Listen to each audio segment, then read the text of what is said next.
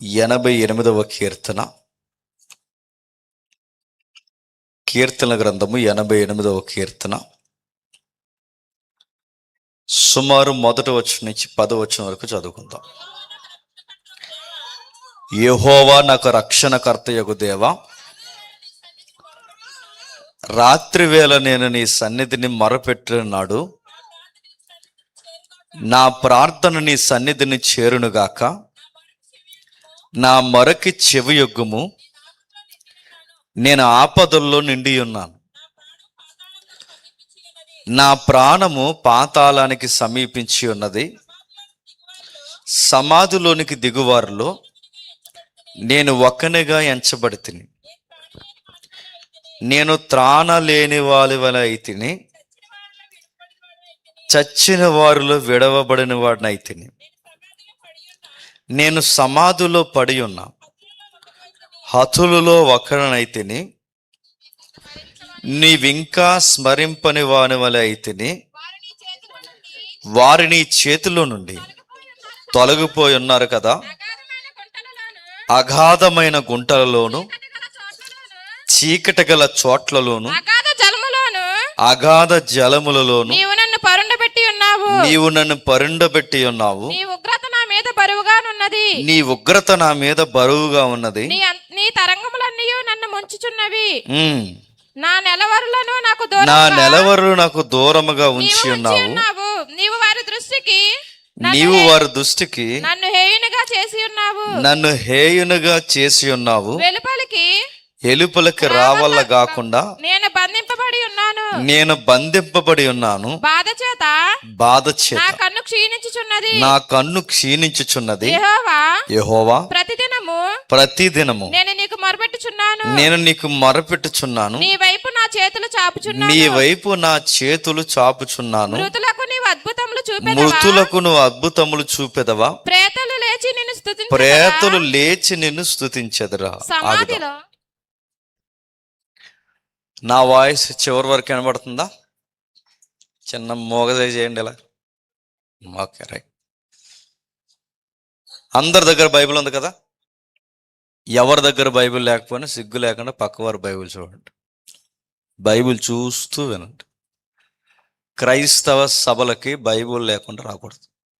Bible ఉండాలి. ప్రతి ఒక్కరికి సొంత బైబిల్ ఉండాలి. నా దగ్గర మొబైల్ ఉందండి. మొబైల్లో చూస్తుంటే మీ మొబైల్ ఎంత పవిత్రమైందో అందరికీ తెలుసు. కాబట్టి బైబిల్ని బైబిల్లోనే చూడండి. సరే, తెలుగు అక్షరాలు తెలుసు కనుక చదువుకున్నాం. చదివింది ఏమన్నా అర్థమైందని ప్రశ్నించుకుందాం. యథార్థంగా మనకేమన్నా అర్థమైందా? సిగ్గు లేకుండా ఒప్పుకుందాం, మనకేం అర్థం అవ్వలేదు కానీ చదివాం. మన వాక్యాన్ని చదివినప్పుడు ఆ వాక్యం మనకు అర్థం కాలేనప్పుడు ఆ వాక్యం చదివిన ఒకటే, చదవకపోయినా ఒకటే. చాలా మంది వాక్యాన్ని ఎందుకు చదువుతారంటే పుణ్యం వస్తుందని చదువుతారు. చదివితే పుణ్యం రాదు. నేను సీరియస్గా చెప్తున్నాను. చదివింది నీకు అర్థమై దాని ప్రకారం బ్రతకాలను నిర్ణయించుకున్నప్పుడు నీకు దేవుడు ఆశీర్వాదం వస్తుంది. ఓ గంట ఈ సభలో గడిపి వెళ్ళిపోతే మంచి జరగదు. నేను సీరియస్ చెప్తున్నా, జరగదు. మరి ఎప్పుడు మన జీవితానికి ఆశీర్వాదకరంగా మారుతుంటే వాక్యం నీకు అర్థం అవ్వాలి. నేను ఏ సభకు పోయినా ముందు వాక్యం ఎంత విలువైందో చెప్పిన తర్వాతే నేను వాక్యంలోకి వెళ్తాను. చదివిన వాక్య పఠనాన్ని మనం జాగ్రత్తగా అర్థం చేసుకుంటే ప్రతి వాక్యానికి ఒక సందర్భం ఉంటుంది. ఆ సందర్భానుసారంగానే వాక్యాన్ని అర్థం చేసుకోవాలి. సందర్భం అంటే అసలు ఎవరి కోసం ఏ విషయాలు ఎందుకు మాట్లాడుతున్నారు, ఆ విషయాలు చదవడం వలన ఈ కాలంలో మనకు ఉపయోగం ఏంటి, దీన్ని మినిమం కామన్ సెన్స్ అంటారు.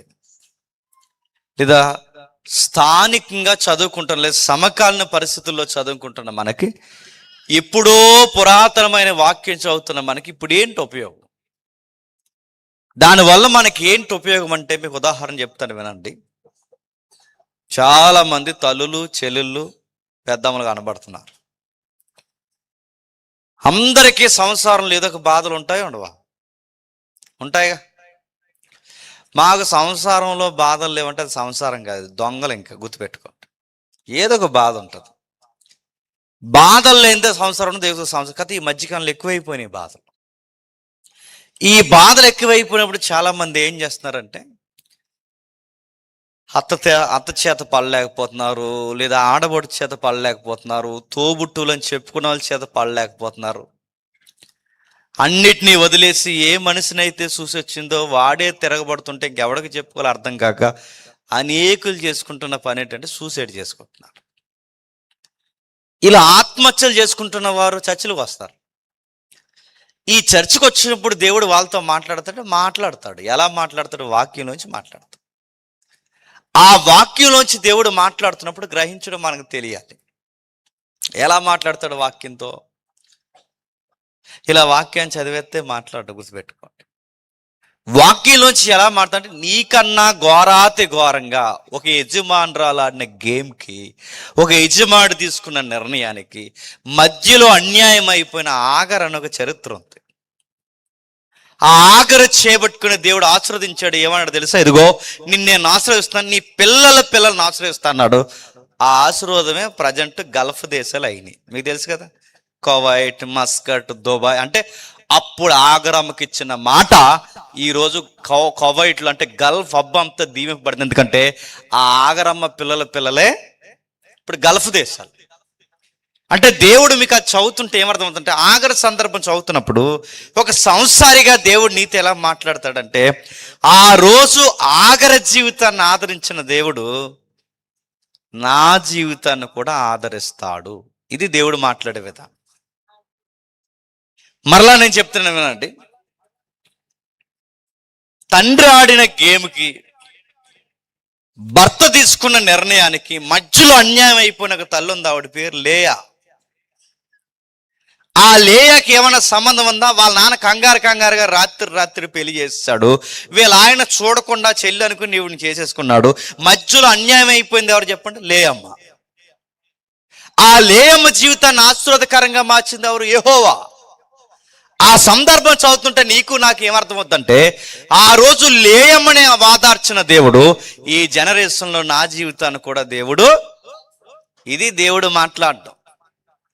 దేవుడు ఎలా మాట్లాడతాడంటే కుమారి అని పిల్లడు, గుర్తెట్టుకోండి. దేవుడు ఎలా మాట్లాడతాడంటే ఇలా రా అని చెప్పడు.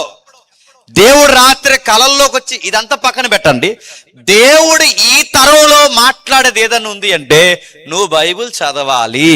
ఆ బైబిల్ చదువుతుంటే ఆ తరాలలో ఆ వ్యక్తుల జీవితాన్ని వాదార్చిన దేవుడు ఈ తరంలో నా జీవితాన్ని కూడా చెప్పండి వాదారుస్తాను. ఒక ధైర్యం వస్తుంది. ఆ ధైర్యం రావడమే దేవుడు మాట్లాడు.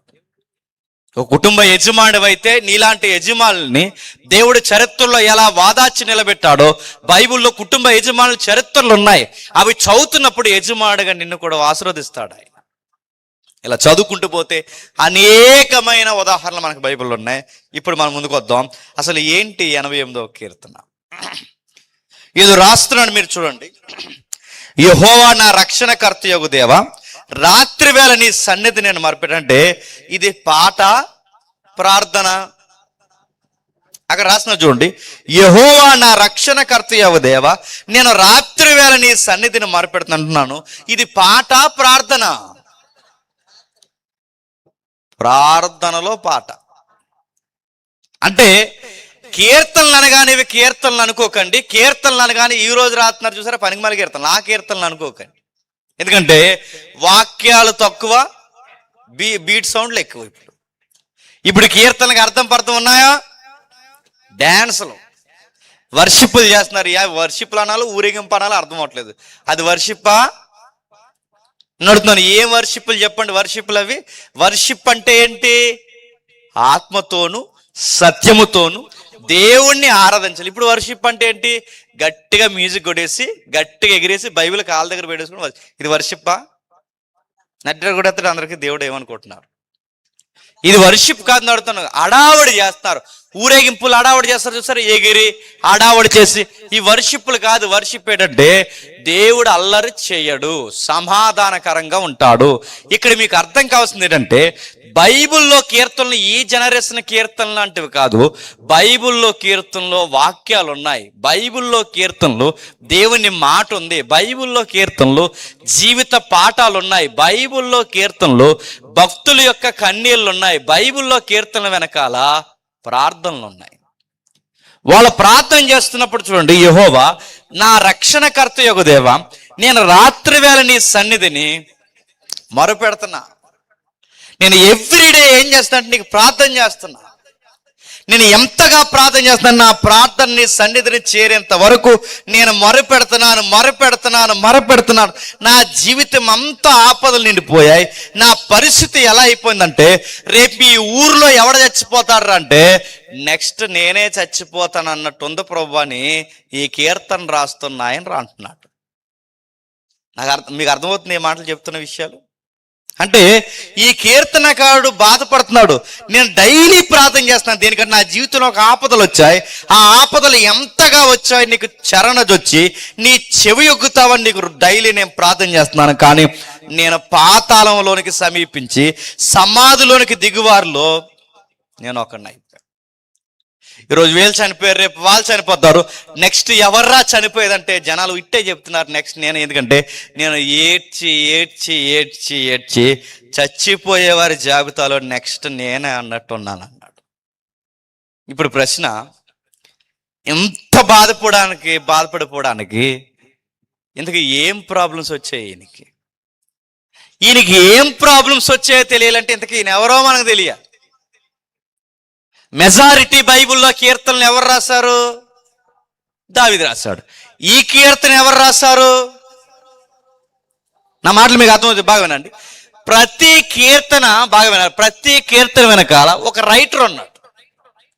కీర్తనలన్నీ దావీదే రాయలేదు, కీర్తనలన్నీ మోసే రాయలేదు, కీర్తనలన్నీ సొలొమోన్ రాయలేదు, కీర్తనలన్నీ కోరాహు కుమారులు కూడా రాయలేదు, కీర్తనలు ఇంకా ఎవరైతే కనబడుతున్నా ఆసాపు రాయలేదు, కీర్తనలు గుర్తు తెలియని వ్యక్తులు రాయలేదు. కీర్తనలు మెజారిటీ చాలా మంది వ్యక్తులు రాశారు. దావీదు అనేకమైన కీర్తనలు రాశాడు, సొలొమోన్ రాశాడు, ఆ తర్వాత రాజులు రాశారు, కొన్ని గుర్తు తెలియని కీర్తనకారులు ఉన్నారు. అయితే ఈ కీర్తన లైఫ్ లో ఒకే ఒక్కసారి ఒక వ్యక్తి కీర్తన రాశాడు. తన జీవితంలో ఏడ్చి చివరికి చచ్చిపోయే వారి జాబితాలో ఒకడన్నట్టు అయిపోయి రాశాడు. ఆ ఒక్క కీర్తన జీవితంలో రాశాడు. ఆ ఒక్క కీర్తన దేవుడి కీర్తన గ్రంథంలో పెట్టించాడు. ఎవరు ఆ కీర్తన రాసిందంటే చిన్న అక్షరాలు రాశాడు చూడండి. ప్రధాన గాయకునికి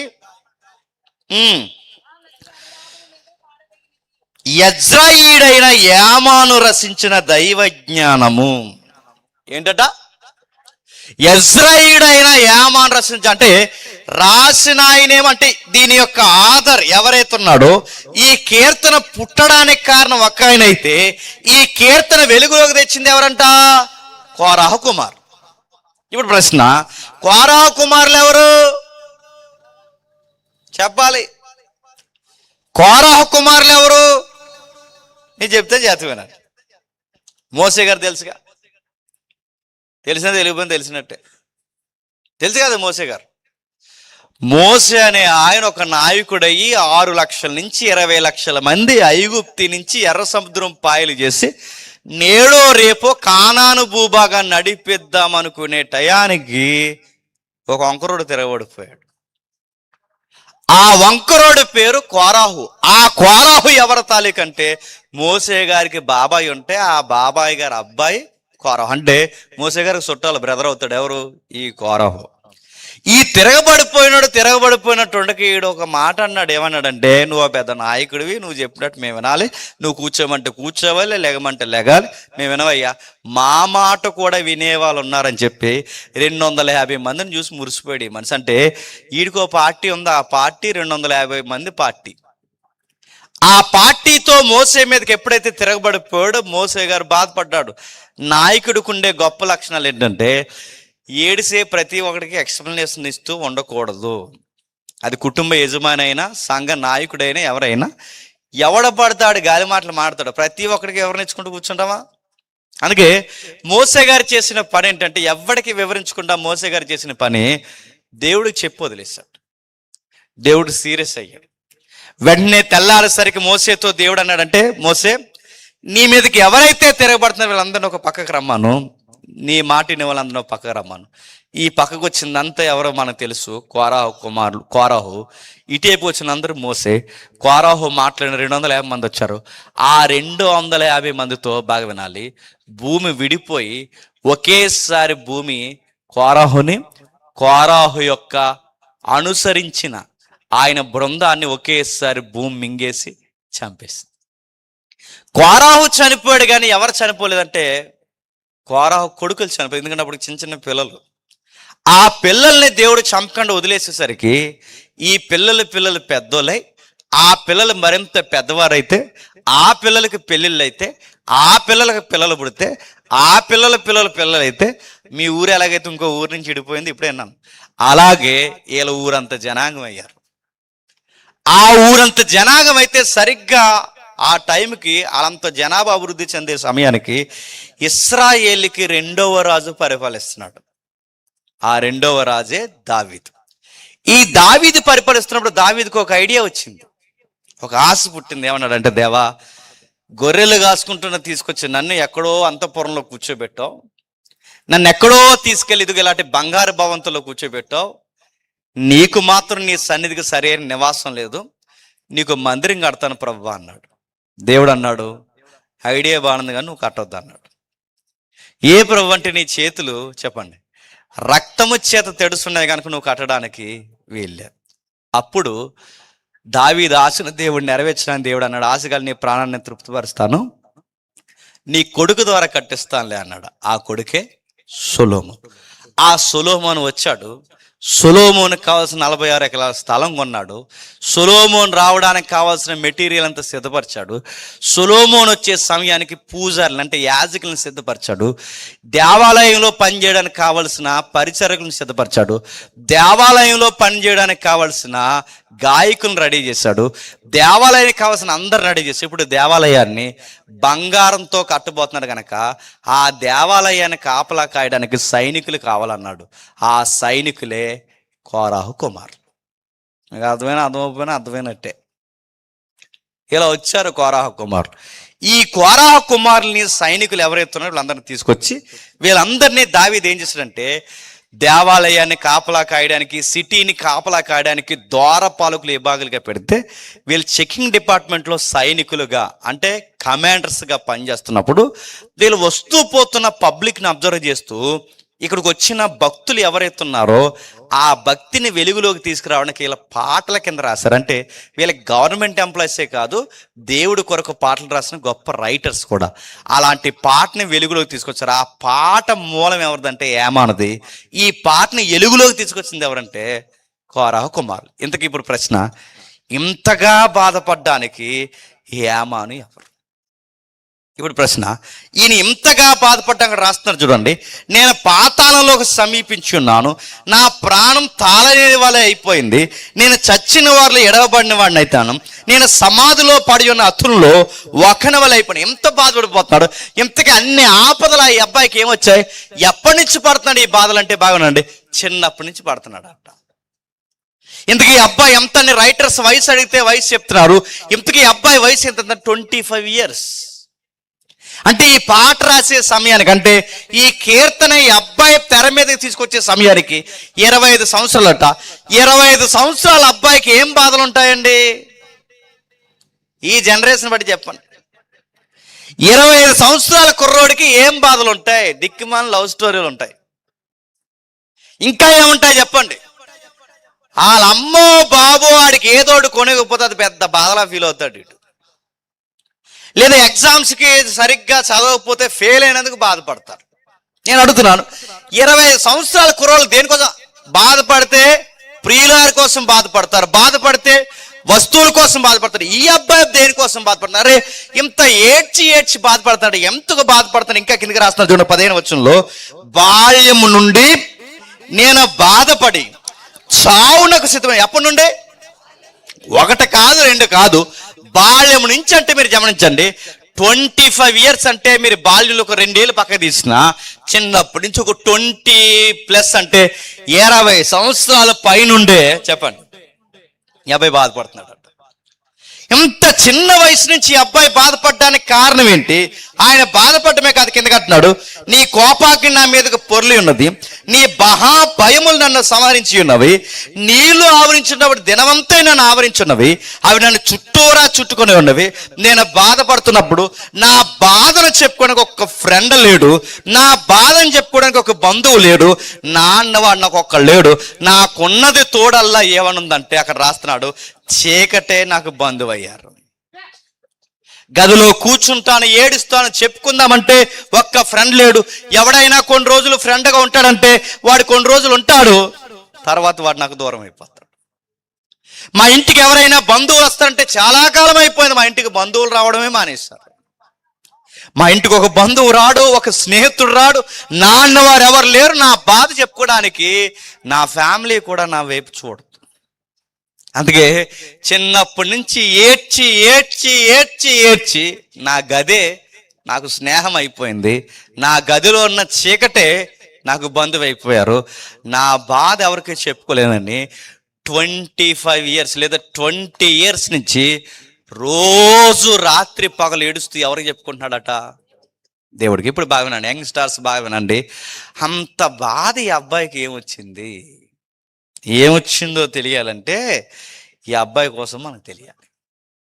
అసలు అంత బాధపడిపోవడానికి ఈ అబ్బాయికి అంత బాధలు ఏమున్నాయంటే, చాలా బాధలు. అంటే చనిపోతున్నాడట. అక్కడ రాస్తున్నారు చూడండి 11వ వచనంలో, సమాధి నీ కృప ఎవరినైనా ఎవరింతురా, సమాధిలో నాకు నాశన కోపంలో నీ విశ్వాసం ఎవరైనా చెప్పుకుందురా, అంధకారంలో నీ అద్భుతము తెలియదగునా, పాతాళంలో నీతి తెలియదగునా, యెహోవా నేను నీతోనే మనవి చేయుచున్నాను, ఉదయమున నా ప్రార్థన నేను ఎదుర్కొనను, యెహోవా నీవు నన్ను విడిచిటయాలా, నీ ముఖము నాకు చాటు చేయటయాలా. నేను ఉండలేకపోతున్నాను. నెల కాదు, 2 నెలలు కాదు, 3 నెలలు కాదు, 4 నెలలు కాదు, సంవత్సరం కాదు, 2 సంవత్సరాలు కాదు, 20 సంవత్సరాల పైనుంచే ఏడ్చి ఏడ్చి ఏడ్చి నా కన్నులు ఎలా అయిపోయంటే, నా కన్ను క్షీణించిపోయింది. నా కన్నులు ఎక్కువ ఏడిస్తే ఏమో చెప్పండి, కంటి చూపుకి ఇబ్బంది అవుద్ది.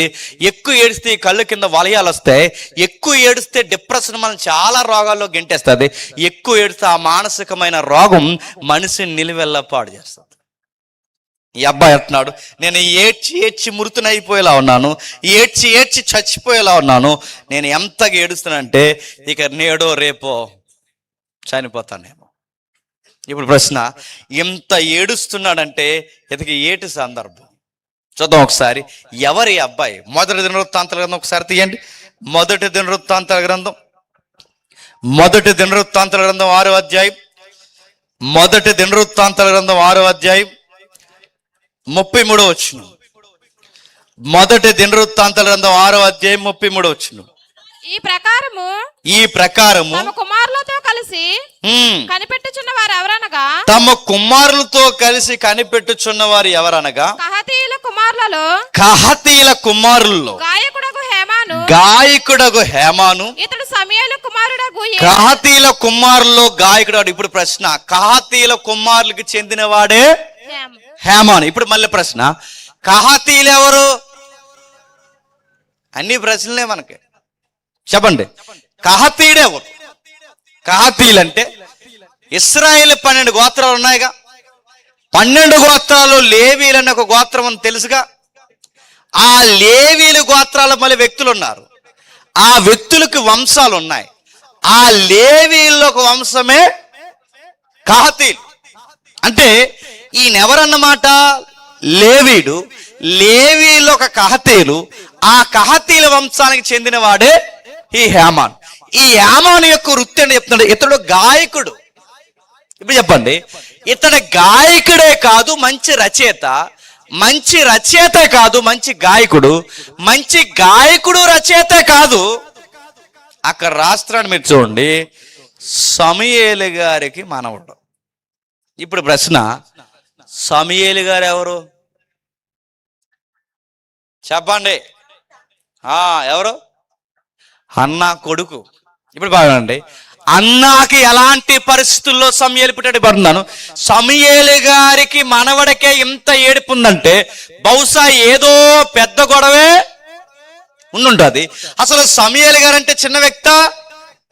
ఇది ఎలా ఉందంటే పేరు గొప్ప. చెప్పండి, సమూయేలు గారి పేరు చెప్తే అందరి గౌరవం. మరి సమూయేలు గారు మనవడు ఇంత ఏడవడానికి ఇంతకీ పరిస్థితులు ఏమయ్యాయి? అసలు సమూయేలు గారు అంటే చిన్న ఇత్త. సమూయేలు గారు ఏదన్నా ఊరిలోకి వెళ్తున్నారంటేనే ఆ ఊరంతా భయపడేదంట.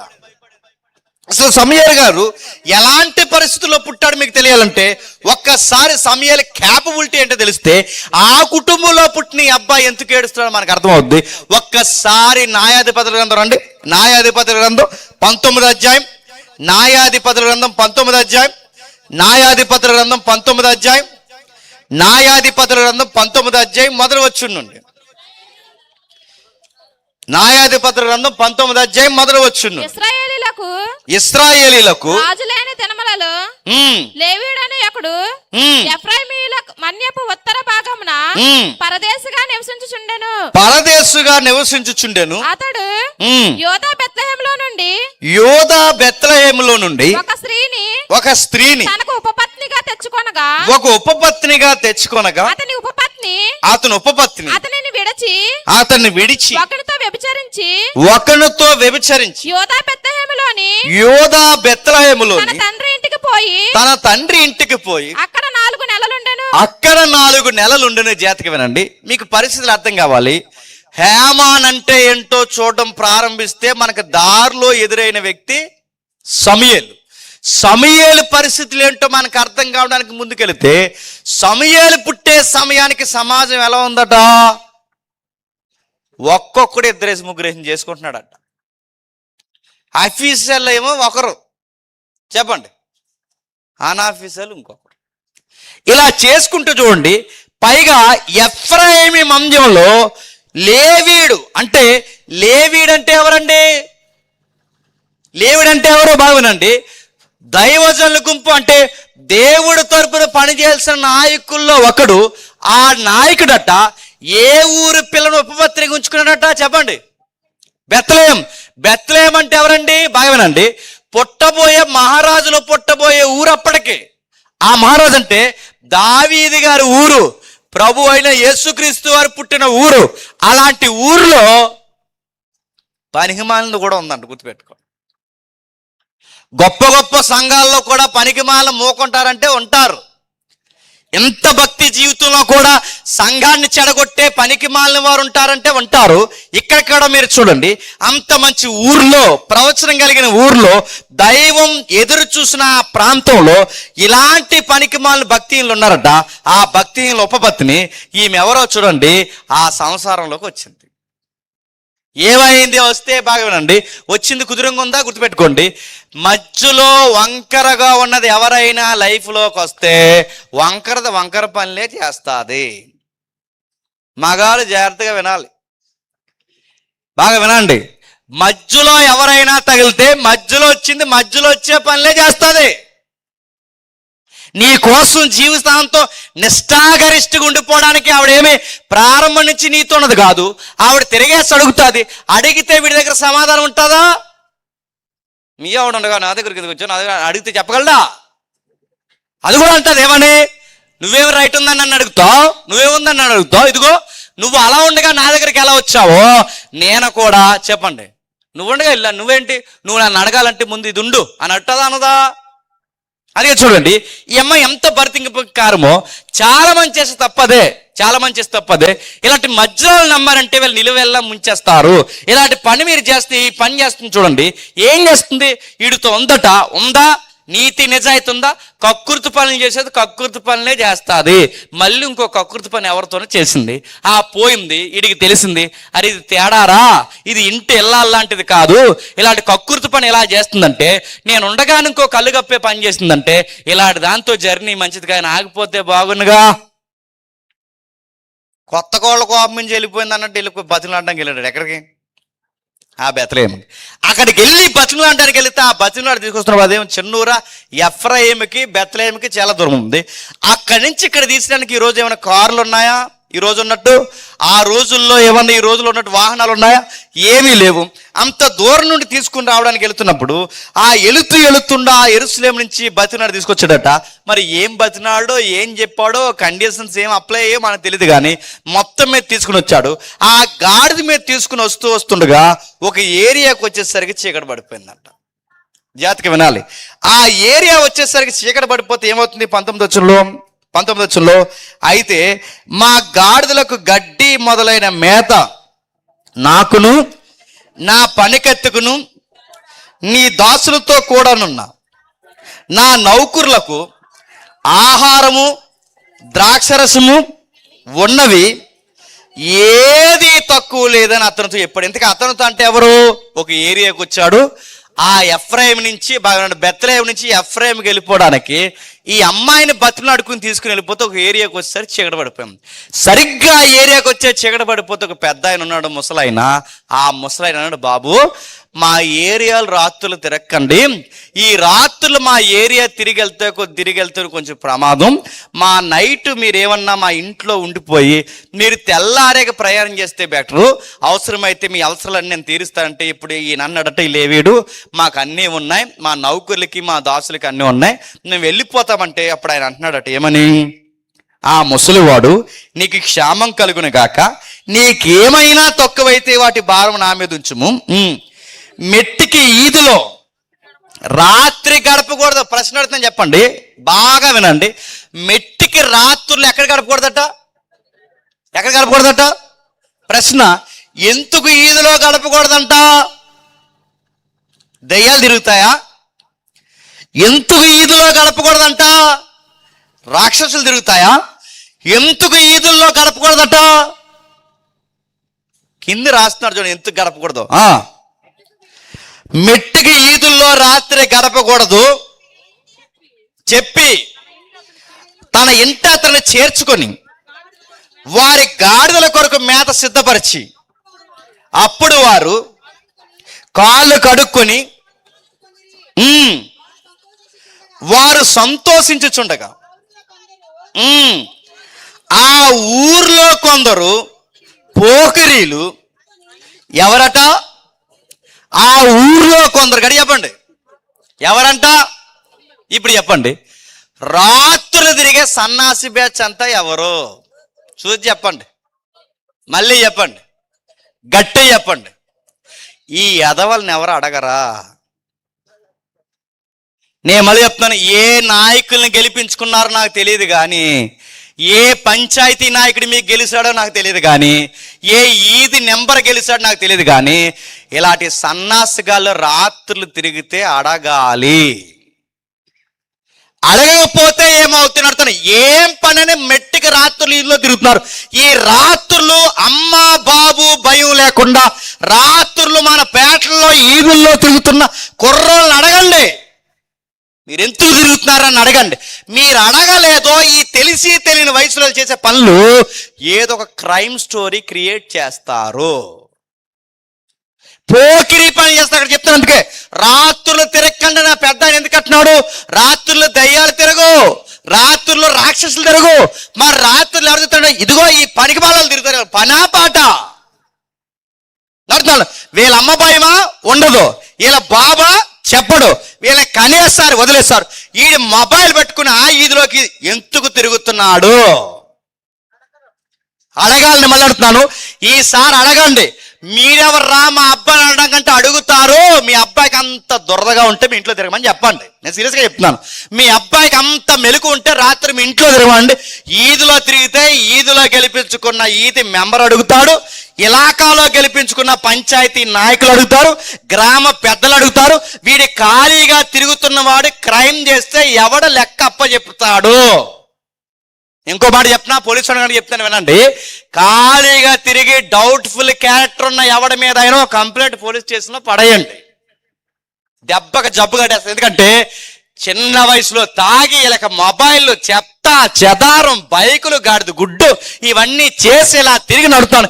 ఈ మొబైల్స్ లో ఏం చేస్తాడు? బెట్టింగ్ యాప్లు అయ్యి ఈ యాప్లు తీసుకుని అప్పులు తీర్చలేక ఇలా సూసైడ్లు, మళ్ళీ అప్పులు తీర్చలేక ఎక్కడో దిక్కిన దొంగతనాలు, చివరికి పనికిమాల పనులు నడుపుతాను. బయట ఏరియాలో ఇలా ఉంటున్నారు పిల్లలు. నేను అడుగుతున్నాను, బయట అన్యుల ప్రాంతం, మన క్రైస్తవ ప్రాంతాలకు ఏం జబ్బు వచ్చింది? నేను సీరియస్గా అడుగుతున్నాను. మన పిల్లలు రాజ్యాంగాలు రాసే స్థాయిలో ఉండాలని రాజ్యాంగ గ్రంథకర్తలు మన జాతుల్లో పుట్టారు, గుర్తుపెట్టుకోండి.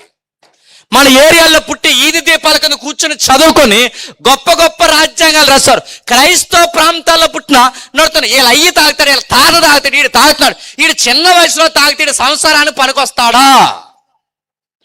ఈ పోటీగాడికి గుద్దుతే ఎముకలన్నీ ఇరిగిపోయేలా ఉంటాడు. వీడికి రొమ్ము ఉండదు, కండలో ఏముండదు, వీడి ముఖానికి మళ్ళీ గంజాయి. వీడి గంజాయి తాగుతాడు, బ్రాందీ తాగుతాడు, బిల్ల తాగితే దేనికి పనికొస్తావు? మీ ఆవిడతో సంసారానికి పనికొస్తావా? ఇప్పటి నుంచి తాగితే రేపు పొద్దున 25 ఏళ్ళు 30 ఏళ్ళ తర్వాత నీకు పెళ్ళి అవుద్ది. నీకు పెళ్ళి అయిన తర్వాత ఆ పిల్లని, ఈ మాట అంటే ఏమనకండి, సుఖపెట్టగలవా?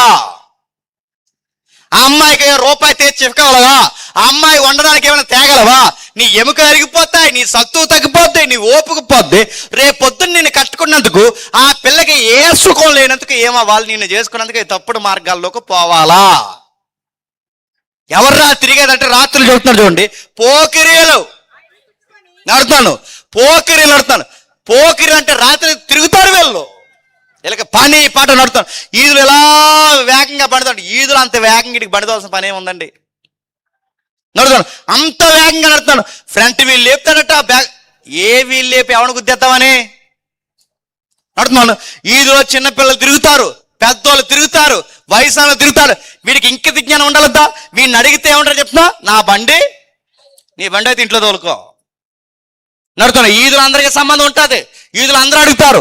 మీరు అడగండి, వాళ్ళ అమ్మా బాబులు వెనకేసుకొచ్చారో వాళ్ళ మీద కూడా కంప్లైంట్ పడండి. ఇదిగో వీళ్ళ వల్ల మా ఏరియాకి ప్రాణాలకు ప్రమాదం ఉందని చెప్పండి. ఎందుకంటే వీళ్ళ అమ్మా బాబుల భయం వీడికి ఎలాగో లేదు.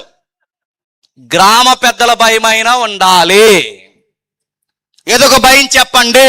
నడుతున్నాను, భయం చెప్పకపోతే వీడి ప్రాణాలు పోతాయి, భయం చెప్పకపోతే వీడి వల్ల ఇంకొక అమాయకుల ప్రాణాలు పోతాయి. బైకులు అంత వేగంగా తోలడం దేనికి? నడుతున్నాను. వీడికి బైక్ కొనిచ్చారు, ఈయన వదిలేస్తే 100 రూపాయలు పెట్రోల్ కొట్టించుకోగలడు, మళ్ళీ 5 ఏవులో దొంగతనం చేస్తాడు. వీళ్ళ అమ్మని అడిగాడట, వీళ్ళ అమ్మ నాన్న అంటారు చెప్పచ్చు కానీ మీ ఎదురంటే అన్నారట, మా మాట వింటలేదంటే, మీ మాట మీ కొడుకే వింటలేదంటే మీ కొడుకు మీకు పుట్టినందుకు ఆడ మీ మాట వింటలేదంటే మీరు ఫెయిల్ అయిపోయారు. అమ్మా నాన్నగా గుర్తుపెట్టారు, ఫెయిల్యూర్, అట్టర్ ఫ్లాప్ అయిపోయారు మీరు. మీ కొడుకు మీ మాట వింటలేదంటే నడుతున్నాను. వీళ్ళ పోకిరీలో నడుతున్నాను. ఇలాంటి పోకిరి అనే పదం బాగానండి, ఇదేదో పెద్ద సినిమా హీరో డైలాగ్ అనుకోకండి. పోకిరి, పోరంబోకని మరి చెప్తున్నాను నేను. పోరంబోకంటే బూదులు అనుకుంటారు, పోరంబోకంటే పెద్దలను అడగని చెప్తారు. పోరంబోకంటే ఎందుకు పనికిరాని పంచాయతీ భూములను ఏమంటారు? అది. వీడికి చదువు ఉండదు, వీడికి ఇంటర్ అవ్వదు, డిగ్రీ అవ్వదు, ఐటీఐ జాయిన్ ఐటీఐ కూడా అవ్వదు వీడికి ఏమీ అవ్వదు. వీడు దేనికి పనికొస్తాడంటే వీడి గేమ్ ఆడతాడట. గేమ్లు అట కాల్చి ఎవరిని కాల్చేస్తావు? ఆ గేమ్లో అవతల చెప్తాడు కాల్చేది, ఎవరిని కాల్చేస్తాడు అడుగుతావు, ఎవరిని కాల్చేస్తావు, ఏం చేస్తావు? ఈ పోకిరీలు అడుగుతాను. ఈ పనికి మళ్ళీ మీ సైడ్ ఒక వీడియో వచ్చింది బయటికి, కుర్రగాడట, వాళ్ళు ఈరోజు సినిమా రిలీజ్ అయిందట. ఆ రిలీజ్ అవుతాడట, ఇక్కడ ఫ్లెక్స్ కట్టాడట. ఆ ఫ్లెక్స్ కట్టి ఆడికి అభిషేకం చేస్తాడు. బీరకాయ ఇలా కొట్టుకుని ఆ బ్లడ్ అంట ఆ యాక్టర్కి అభిషేకం చేస్తాడు. బీరకాయ కాదు, గొంతు కోసుకొని నువ్వు పుట్టడమే దరిద్రుడు. నువ్వు ఏ కోసుకి నీ బ్లడ్ తన్నించి ఇంకా బాగుతుంది అభిషేకం. నడుతున్నాను, బీర్లు తలమే కొట్టుకోవడం ఏంటి? నడుతున్నాను. ఇలాంటి టైటిళ్ళు, పోకిరీలు, పనికి మాలినోళ్ళు, సన్నాసిగాలు, ఇవే కానీ సినిమా టైటిళ్ళు. ఇంకా బ్లేడ్ ఎదవా చెప్పండి, గాలి ఎదవా, ఇవి టైటిళ్ళు. పనికి మాలిన ఎదవలు. ఈ ఎదవల టైటిల్ పెడితే ఆ ఎదవల ఫ్లెక్స్ ఇక్కడ తెస్తే ఆ ఫ్లెక్స్ ఇక్కడ కట్టి వీళ్ళ కింద తలకాయల పోటీలు వేసుకున్నారంట. సిగ్గుందని అడుగుతున్నాను. రే, నువ్వు బాగా చదువుకున్న గవర్నమెంట్ ఎంప్లాయ్ అయితే ఊర్లోకి వస్తే నీ ఫ్లెక్స్ కట్టాలి, అక్కడ గుర్తుపెట్టుకో. నువ్వు బాగా చదివి నీ తల్లిదండ్రుల పేరు తెస్తే నువ్వు ఏదైనా ఫంక్షన్ చేసుకుంటే నీ ఊరే కడతాది నీకు ఫ్లెక్స్. ఆ సినిమా యాక్టర్ గారు ఫ్లెక్స్ కట్టడం నీకు 10 రూపాయలు ఏమైనా ఉపయోగం వస్తుందా? నీ నెలకు 10 రూపాయలు ఎత్తాడు పైనుంచి, నీకు దేనికన్నా పనికి వస్తుందా? ఆ ఫ్లెక్స్ డబ్బులు నీకు ఎవరిచ్చారు? మీ అయ్యి ఇచ్చాడు. ఆ ఫ్లెక్స్ డబ్బులు మీ అమ్మ ఇచ్చింది అడుగుతున్నాను. అవన్నీ నడుతున్నాను. ఇలా తగలెడతావు, రూపాయి సంపాదించు. ఆ సినిమా యాక్టర్లు ఏం ఉపయోగం చెప్పండి? వాళ్ళు ఎదవసోగులు కట్టి నువ్వు వెళ్ళి సేకండి ఆడ ఎత్తాడేమో నీకు కులం తక్కువడని చూస్తాను నేను, గుర్తుపెట్టుకో. నువ్వు వెళ్ళాడు పక్కన నిలబడి కేక్ కట్ చేసి, అయ్యా నీకోసం నేను కేక్ తెచ్చాను, కట్ చేయి, నీ మొక్క నోట్లు పెట్టుకుంటే ఒట్టు. నేను అడుగుతున్నాను, బయట పిల్లలు ఎలా ఉన్నారు నాకు తెలుసు. క్రిస్టియన్ ఏరియా చెప్పుకుంటున్న మన ఏరియాలో దరిద్రం ఎక్కువ ఉందండి. మన ఏరియాలో చిన్న వయసులో తాగుతున్నారు, చిన్న వయసులో తగలడిపోతున్నారు, చిన్న వయసులో ప్రేమలు అంటున్నారు, చిన్న వయసులో పిల్లలు అంటున్నారు, చిన్న వయసులో ఆడపిల్లలు మగపిల్లలు ఎలాగే తయారు. ఈ పోకిరీలను ఎలాగే వదిలేస్తే నేను చెప్తున్నాను, ఆ రోజు ఏమైందో చూడండి. ఇల్లంతా చుట్టారట, ఇల్లంతా నడుతున్నారు. ఇల్లంతా దేనికిలా చుట్టారు? ఆ ఇల్లంతా చుట్టి ఈ పనికి మాలంతా ఏకమై తలుపులు కొట్టి నీ ఇంటికి వచ్చిన మనుషులు మేము ఎరిగినట్లు, అతని బయట ఎరిగినట్లంటే అతను చూడాలని కాదు, అతనితో మాట్లాడాలని కాదు, ఒక మగాడుతో వీళ్ళు అంటున్నారట. ఈ మగాళ్ళందరూ, పోకిరిగాళ్ళందరూ, పనికిమాల దరిద్రులందరూ, ఇంకా చెప్పాలంటే ఈ పోరంబోకులందరూ ఆ ఇల్లంతా చుట్టుకుని అన్నారట, ఆ మగాడిని బయటకు పంపించాను. మగాడు ఎందుకంటే వీళ్ళకి, నా మాట మీకు అర్థమవుతుంది. క్రైమ్ ఎలా ఉంటుందో చెప్పిన, నేర ప్రభుత్వం ఎలా పెరుగుద్దంటే వీడికి క్రిమినల్ యాటిట్యూడ్ ఎక్కువైపోయిందన్న గుర్తు ఏంటంటే, చిన్న దొంగతనం చేసినప్పుడు ఒకలా ఉంటుంది, అది అలవాటు పడినప్పుడు ఇంకా పెద్ద చేయాలనిపిస్తుంది, ఇంకా చేసినప్పుడు ఇంకా నేరం చేయాలనిపిస్తుంది. వీళ్ళు సెక్సువల్ అఫెన్స్లో ఇంకా ముదిరిపోయి, ఈ మాట అంటున్నాను ఏమనుకోకండి, ఎక్స్ట్రీమ్ అయిపోయారట. ఎక్స్ట్రీమ్ ఏంటి చెప్పిన, ఇప్పుడు ఈ మగాళ్ళకి మగాడు కాదంట, క్షమించండి, మగాళ్ళకి ఆడవాళ్ళు కాదంట, మగాడే కావాలంట. అంటే పాపం ఎలా ఉందో చూడండి. ఈ మధ్యకాలం మీరు చూసారు లేదు, ఎక్కడా లేనంత ఎక్కువైపోయారు ఈ మధ్య. మీరు చూసారా? ఎవరైనా అడగండి, ఈ మధ్య మీరు చూసలేదు. ఎక్కడ లేనంత, అంటే ఒకప్పుడు ఎక్కడో ఊరికొకరు ఉండేవారు, అంటే ఎవరో అది. ఇప్పుడు అడుగుతున్నాను, ఇప్పుడు ఎక్కువైపోయారు. ఇప్పుడు దరిద్రుడు చెప్పిన, ఇందులో ఉన్నారు మీడియాలో, వీళ్ళకి మళ్ళీ ఇంటర్వ్యూలు, వీళ్ళకి సిగ్గుపడిపోవడం. ఆడెవడ ఆడదానికన్నా ఎక్కువ సిగ్గుపడిపోతున్నాడు. వీడు బీటెక్ ఫైనల్ ఇయర్ చదువుతున్నారట, ఆడు బీటెక్ ఫైనల్ ఇయర్ చదువుతున్నారట. ఈ బీటెక్ ఫైనల్ ఇయర్ చదువుతున్న ఇద్దరు కూరగాళ్ళంట, వీళ్ళిద్దరూ ప్రేమించుకున్నారట. ఇద్దరు ప్రేమించుకోవడం ఏంటండి? వీళ్ళిద్దరూ ప్రేమించుకున్నందుకంటే వీళ్ళు పెళ్లి చేస్తున్నారట. ఆ పెళ్లి చేస్తుంటే ఆడికి ఏమి, వీడు సుట్లెట్టడం, ఇంకెవరు రాలేదు సుట్లెట్టడం, ఈడేస్తున్నాడు సుట్లు, ఈడు సుట్లెట్టడం, ఈడు తాళి కట్టడం, ఈడు సిగ్గుపడిపోవడం, ఆ ఈడే చచ్చిపోవాలనిపోతుంది. మొగోడు చేసుకోవడం అంటే ఈ జనరేషన్ పెరిగిపోయింది. నా మాటలు మీకు అర్థమవుతున్నా లేదో, అక్కడ రాస్తున్నారు చూడండి. ఆ ఇంటికి వచ్చి చుట్టుముట్టి మగాళ్ళందరూ అంటున్నారట, మాకు మగాడు కావాలి. అసలు న్యాయాధిపతి గ్రంథం 19 అధ్యాయం చదువుతుంటే ఆదికాండం 19 అధ్యాయం గుర్తొస్తుంది. ఆదికాండం 19 అధ్యాయంలో ఉంది సొదొమ గొమొర్రా ఉంది. ఆదికాండం 19 అధ్యాయంలో కూడా సేమ్ ఇలాగే మగాళ్ళతో పోయారు. పాపం ఎక్కువైపోతుంది అన్నాను గుర్తని చెప్పిన, స్త్రీలతో, పురుషులతో జెండర్ మర్చిపోయి, లింగాలు మర్చిపోయి, వాళ్ళ జీవితాలు అద్దులు మీరిపోయి, పాపలు ఇంకా కొత్త తరాన్ని ఏదో చూడాలని మనుషులు ఎంత తీవ్ర స్థాయికి పోతారంటే ఇక ప్రకృతి విరుద్ధమైన చర్యలు చేస్తారు. ఇవి చట్టంలో కూడా దొరకనంత నేర తీవ్రతకు పోయి ఇలాంటి నేరాలు ఎప్పుడైతే చేస్తున్నారో ఆ ఇంటి యజమాని బతినాడు, అయ్యా వెళ్ళి చెప్తున్నాడు, నా సహోదరులారా అలా కూడదు, అటు దుష్కార్యము చేయకూడదు. ఈ మనుషుడు నా ఇంటికి వచ్చిన కనుక మీరు ఈ ఎర్రి పని చేయకండి. మీకు కావాలంటే ఇదిగో కన్యకైన నా కూతురు ఉంది, సేమ్ లోతాలాగా అన్నాడు గుర్తుందా? కావాలంటే నా కూతురు తీసుకెళ్ళి, సేమ్ మళ్ళీ ఇప్పుడు ఈ ముసలివాడు కూడా ఏమంటున్నాడు, కావాలంటే ఆడవాళ్ళు ఉన్నారు కానీ మగాళ్ళు తీసుకెళ్ళిపోవడం ఏంటి? ఆ మనిషిని ఏమి చేయకండి. అతని ఉపపత్రం కూడా మా దగ్గర ఉంది, ఆమెను తీసుకెళ్ళిపోండి. కానీ తన మాత్రం ఏం చేయకండి అంటే ఇల్లు కొట్టేశారట, దబా బాధ నడుతున్నాను. మీరు తిరుగుతున్నప్పుడు చేస్తున్న పనులు ఏవైతున్నావో పర్లేదులే, కుర్రోలేలే అలా తిరుగుతారంటే వీళ్ళ నేరాలు చేసి చివరికి భయంకరమైన హత్యలు చేయడానికి కూడా వెనకాడరు. మీరు చూసర్లేదు, ఈ మధ్య ఇంటర్వ్యూలు వస్తున్నాయి, మీరు చూసర్లేదు, మెజారిటీ ఖైదీలు సెంట్రల్ జైల్లో కుర్రోలు ఎక్కువైపోయారు తెలుసా? ఎందుకు? ఆవేశంలో గొడవలు, చెడు తిరుగుల్లో గొడవలు, అనవసరమైన కేసులు ఇరుక్కుపోవడం, ఇలాంటి పనికిమాలిన గొడవలు. ఎలా ఎందుకంటే వాళ్ళు అడగాల్సిన టైంలో అడిగే వాళ్ళు లేరు, చెప్పాల్సిన టైంలో చెప్పేవాళ్ళు లేరు, గద్దించే టైంలో వాళ్ళని గద్దించే వాళ్ళు లేరు. ఈ నేరాలకు అలవాటు పడిపోయారు. ఈ నేరాలకు అలవాటు పడితే ఈరోజు ఖైదీలుగా మిగిలిపోయారు. ఆ రోజు కూడా చూడండి, వీళ్ళందరూ వచ్చారు. ఆ వచ్చిన తర్వాత ఈయన తట్టుకోలేకపోయాడు, లోపల దాచేశారు. ఆ ఉపపత్ని ఎవరైతే ఉందో ఆ బెత్లెహేములో వచ్చిన ఆవిడని బయటకు తోస్తారు, ఆవిడని తీసుకెళ్లారట. ఈ మాట చెప్తున్నందుకు కొంచెం ఏమనుకోకండి, తెల్లవార్లు ఆమె దేహాన్ని చేసేశారు. తెల్లవార్లు అంటే ఆ ఊర్లో ఇంకా మనుషులు కాదు, ఇంకా మృగాలు ఒక అమ్మాయిని చేసి దారుణాతి దారుణంగా చంపేస్తే తర్వాత తెల్లారిన తర్వాత ఈ లేవీడు ఏం చేశాడట, ఆమె బాడీని 12 ముక్కలు నరికాడట. దీన్ని సమాజం అనాలా, ఏమనాలి చెప్పండి? నా మాట మీకు అర్థమవుతున్నాయా? అంటే ఊళ్ళో కుర్రోళ్ళు బాలేదు, సంసారం చేస్తున్న యజమానులు బాలేదు. ఇప్పుడు ఆ అమ్మాయిని 12 ముక్కలు నరికారట. మనిషిని 12 ముక్కలు నరకడం ఏంటంటే భయం లేదా? ఇప్పుడు కూడా నరుగుతున్నారా లేదా? వాళ్ళ ఆవిడ నాడు ఎవడో లెక్కెట్టుకున్నాడు, ఎటో 150 ముక్కలు లెక్కెట్టాడట. సరిగ్గా 150 ముక్కలు లెక్కెట్టాడట. నరికేసి 150 ముక్కలు నరికేసాడట. ఇంకొకడు వాళ్ళ ఆవిడ ఎవరో ఉంది ఏలూరు దగ్గర 75 ముక్కలు నరికింది. 75 లెక్కెట్టుకుంది ఈవిడ కూడా. మా ఏరియాలో కావడం ఉంది, ముక్కలు నరికేసి బయటికి పడేస్తే వాసన వస్తుందని చెప్పి ఉడకబెట్టేసింది. మీకేమర్థమవుతుంది? నేర స్థాయి సమాజంలో ఎలా పెరిగిపోయిందో మీరు చూడండి. తన భార్యని, కౌగిట్లో ఉన్న తన భార్యని 12 ముక్కలు నరికి 12 గోత్రం. అంటే నరికేయడం వీళ్ళ ఇష్టమే, పాడు చేయడం వీళ్ళ ఇష్టమే, బయటికి గెంటేయడం వీళ్ళ ఇష్టమే. అంటే వీళ్ళకి భయం చెప్పాడు ఎవడో లేడు. అందుకే చూడండి, సమాజం ఎక్కువైపోయింది, నేరాలు ఎక్కువైపోయాయి, అధికమైన అక్రమ సంబంధాలు ఎక్కువైపోయాయి, మనుషుల్ని మేకల్ని కోడలు కోసినట్టు కోస్తున్నారు. సరిగ్గా ఇలాంటి టైంలో సంసారాలు బాలినప్పుడు, పరిస్థితులు బాలినప్పుడు, సమాజం బాలినప్పుడు, చివరికి ఆ ఏరియాలో పాస్టర్ గారి పిల్లలు బాలేదు. ఆ పాస్టర్ గారు ఏలి పాస్టర్ గారు తెలుసుగా, ఆ ఏలికి 2 కొడుకులు, ఆ 2 కొడుకులు కూడా బాలేదు. అలాంటి టైంలో సంఘాన్ని, సంసారాన్ని, సమాజాన్ని అన్నిటినీ బాగు చేయడానికి తెర మీదకి వచ్చిన వ్యక్తే సమూయేలు గారు, గుర్తుపెట్టుకోండి. అలాంటి ఆయన పుట్టి, మీరు సమూయేలు గారి ఇంటికి వెళ్ళి చదవండి. ఆ సమూయేలు అనే వ్యక్తి పుట్టి బాల్యం నుంచి యెహోవా యందు భయభక్తులు, ప్రార్థన చేస్తూ ఎదిగి ఏలియా సరి చేయలేని సంఘాన్ని ఈయన సరిచేసి, సమాజాన్ని ఈయన సరిచేసి, ఈయన వచ్చిన తర్వాత సంసారాలు బాగుపడ్డాయట, ఈయన వచ్చిన తర్వాత సమాజం బాగుపడిందట, ఈయన వచ్చిన తర్వాత ఊరు బాగుపడిందట, ఈయన వచ్చిన తర్వాత అంతా బాగుపడిందట.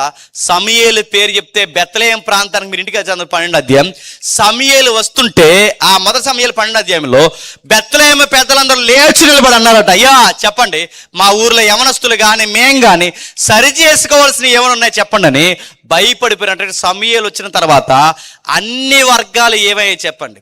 బాగుపడ్డాయి. సమూయేలు వచ్చిన తర్వాత అన్ని బాగుపడ్డాయి. బాగా వినండి, అలాంటి గొప్ప వ్యక్తికి 2 కొడుకులు పుడితే ఆ కొడుకులకు పుట్టిన కొడుకే చెప్పండి హేమాను. బాగా వినండి, తాతయ్య పేరు చెప్తే అందరికి భయం, తాతయ్య పేరు చెప్తే అందరికీ భక్తి, తాతయ్య పేరు చెప్తే అందరికీ భయభక్తులు. మరి తాతయ్య ఎలాంటి తాతయ్య ఉన్నా హేమాను జీవితం ఎందుకు ఇలా అయిపోయిందంటే బాధాకరమైన విషయం ఏదో ఉంది. ఏమైందో తెలియాలంటే ఒక్కసారి మొదటి సమూయేలు గ్రంథం రండి. మొదటి సమూయేలు గ్రంథం 8వ అధ్యాయం, మొదటి సమూయేలు గ్రంథం 8వ అధ్యాయం మొదటి వచనం నుండి. సమూయేలు వృద్ధుడైనప్పుడు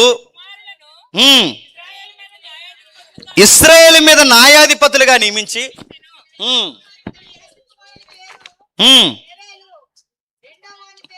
రెండో వాని పేరు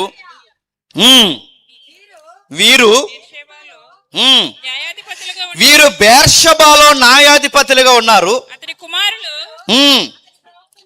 అతని ప్రవర్తన అనుసరింపక ధనాపేక్షకులే లంచములు పుచ్చుకొని న్యాయము తిప్పి. ఇప్పుడు చెప్పండి, 25 సంవత్సరాలకి ప్రాబ్లం ఏమొచ్చింది ఈ అబ్బాయి కంటే? వాళ్ళ తాతయ్య వలన కాదు. ఆ అబ్బాయికి లవ్ స్టోరీలు లేవు, ఆ అబ్బాయి ఏ వస్తువుల కోసం ఆడరు, ఆ అబ్బాయికి ఏ డిసీజ్ కూడా లేదు, ఆ అబ్బాయికి ఎలాంటి మానసికమైన రోగం కూడా లేదు. కానీ ఈ అబ్బాయి ఎందుకు ఏడుస్తున్నాడంటే వాళ్ళ నాన్న బట్టి ఏడుస్తున్నాడట. జాగ్రత్తగా వినాలి. వాళ్ళ నాన్న ఏం చేస్తాడో చెప్తున్నాడు వినండి. వాళ్ళ నాన్న పేరు యోవేలు, ఆ యోవేలుకి పుట్టిన కొడుకే హేమాన్. అంటే ఈ జ్యేష్ఠ కుమారుడు ఎవరైతే ఉన్నారో సమూయేలుకి 2 కొడుకులు పుడితే ఈ 2 కొడుకులు కలిసి చేస్తున్న పని ఏంటట? లంచాలు తీసుకున్నారు. ఏం తీసుకున్నారు? లంచాలు. బాగా వినాలి, లంచాలు తీసుకుని. లంచాలంటే ఈ అబ్బాయికి తల్లిదండ్రులు, వీళ్ళ నాన్న, వీళ్ళ చిన్నాన్న కలిసి చేసే పని ఏంటంటే దొంగ సంపాదనకు అలవాటు పడ్డారట. పేరెంట్స్ ఎవరైతే ఉన్నారో జాగ్రత్తగా వినండి. మీరు ఏదైతే చేస్తారో ఖచ్చితంగా దాని ప్రభావం మీ పిల్లల మీద పడతాది. మీరు దొంగ సంపాదనతో ఎదిగితే ఊర్లో వాడా మాట్లాడుకున్న మాటలను బట్టి మీ నాన్న ఎలా ఎదిగాడో మాకు తెలిసి రాలన్న మాట మీ పిల్లోడు చెవిలో పడిందో ఆడు ఎదుగుదలకు ప్రమాదం అవుతుంది. చాలా మందికి తల్లిదండ్రులు తెలియాల్సిన విషయం ఇదే. అక్కడ రాస్తున్నారు చూడండి, వాళ్ళ నాన్న చిన్నాన్న అధిక ధనాపేక్షలు. అంటే వాళ్ళ నాన్న చిన్నాన్న ధనాపేక్షలు అయితే ఏంటి ఇతనికి ప్రమాదం అంటే ప్రమాదం కాదా? వీళ్ళు సమూయేలు వంటి ప్రవర్తన కాదు. వీళ్ళు చేసే పనులు ఏంటంటే సమూయేలు సింహాసనం మీద కూర్చుంటారు, క్షమించండి, సమూయేలు న్యాయపీఠం మీద కూర్చుంటారు. వీళ్ళు చేసే తప్పేంటంటే ఈ సమూయేలు న్యాయపీఠం మీద కూర్చుని దొంగ తీర్పులు ఇస్తారంట. అంటే దొంగ తీర్పులు అంటే డబ్బు ఉన్నవాడికి ఒక తీర్పు, నోరున్నవాడికి ఒక తీర్పు, నోరు లేనివాడికి ఒక తీర్పు.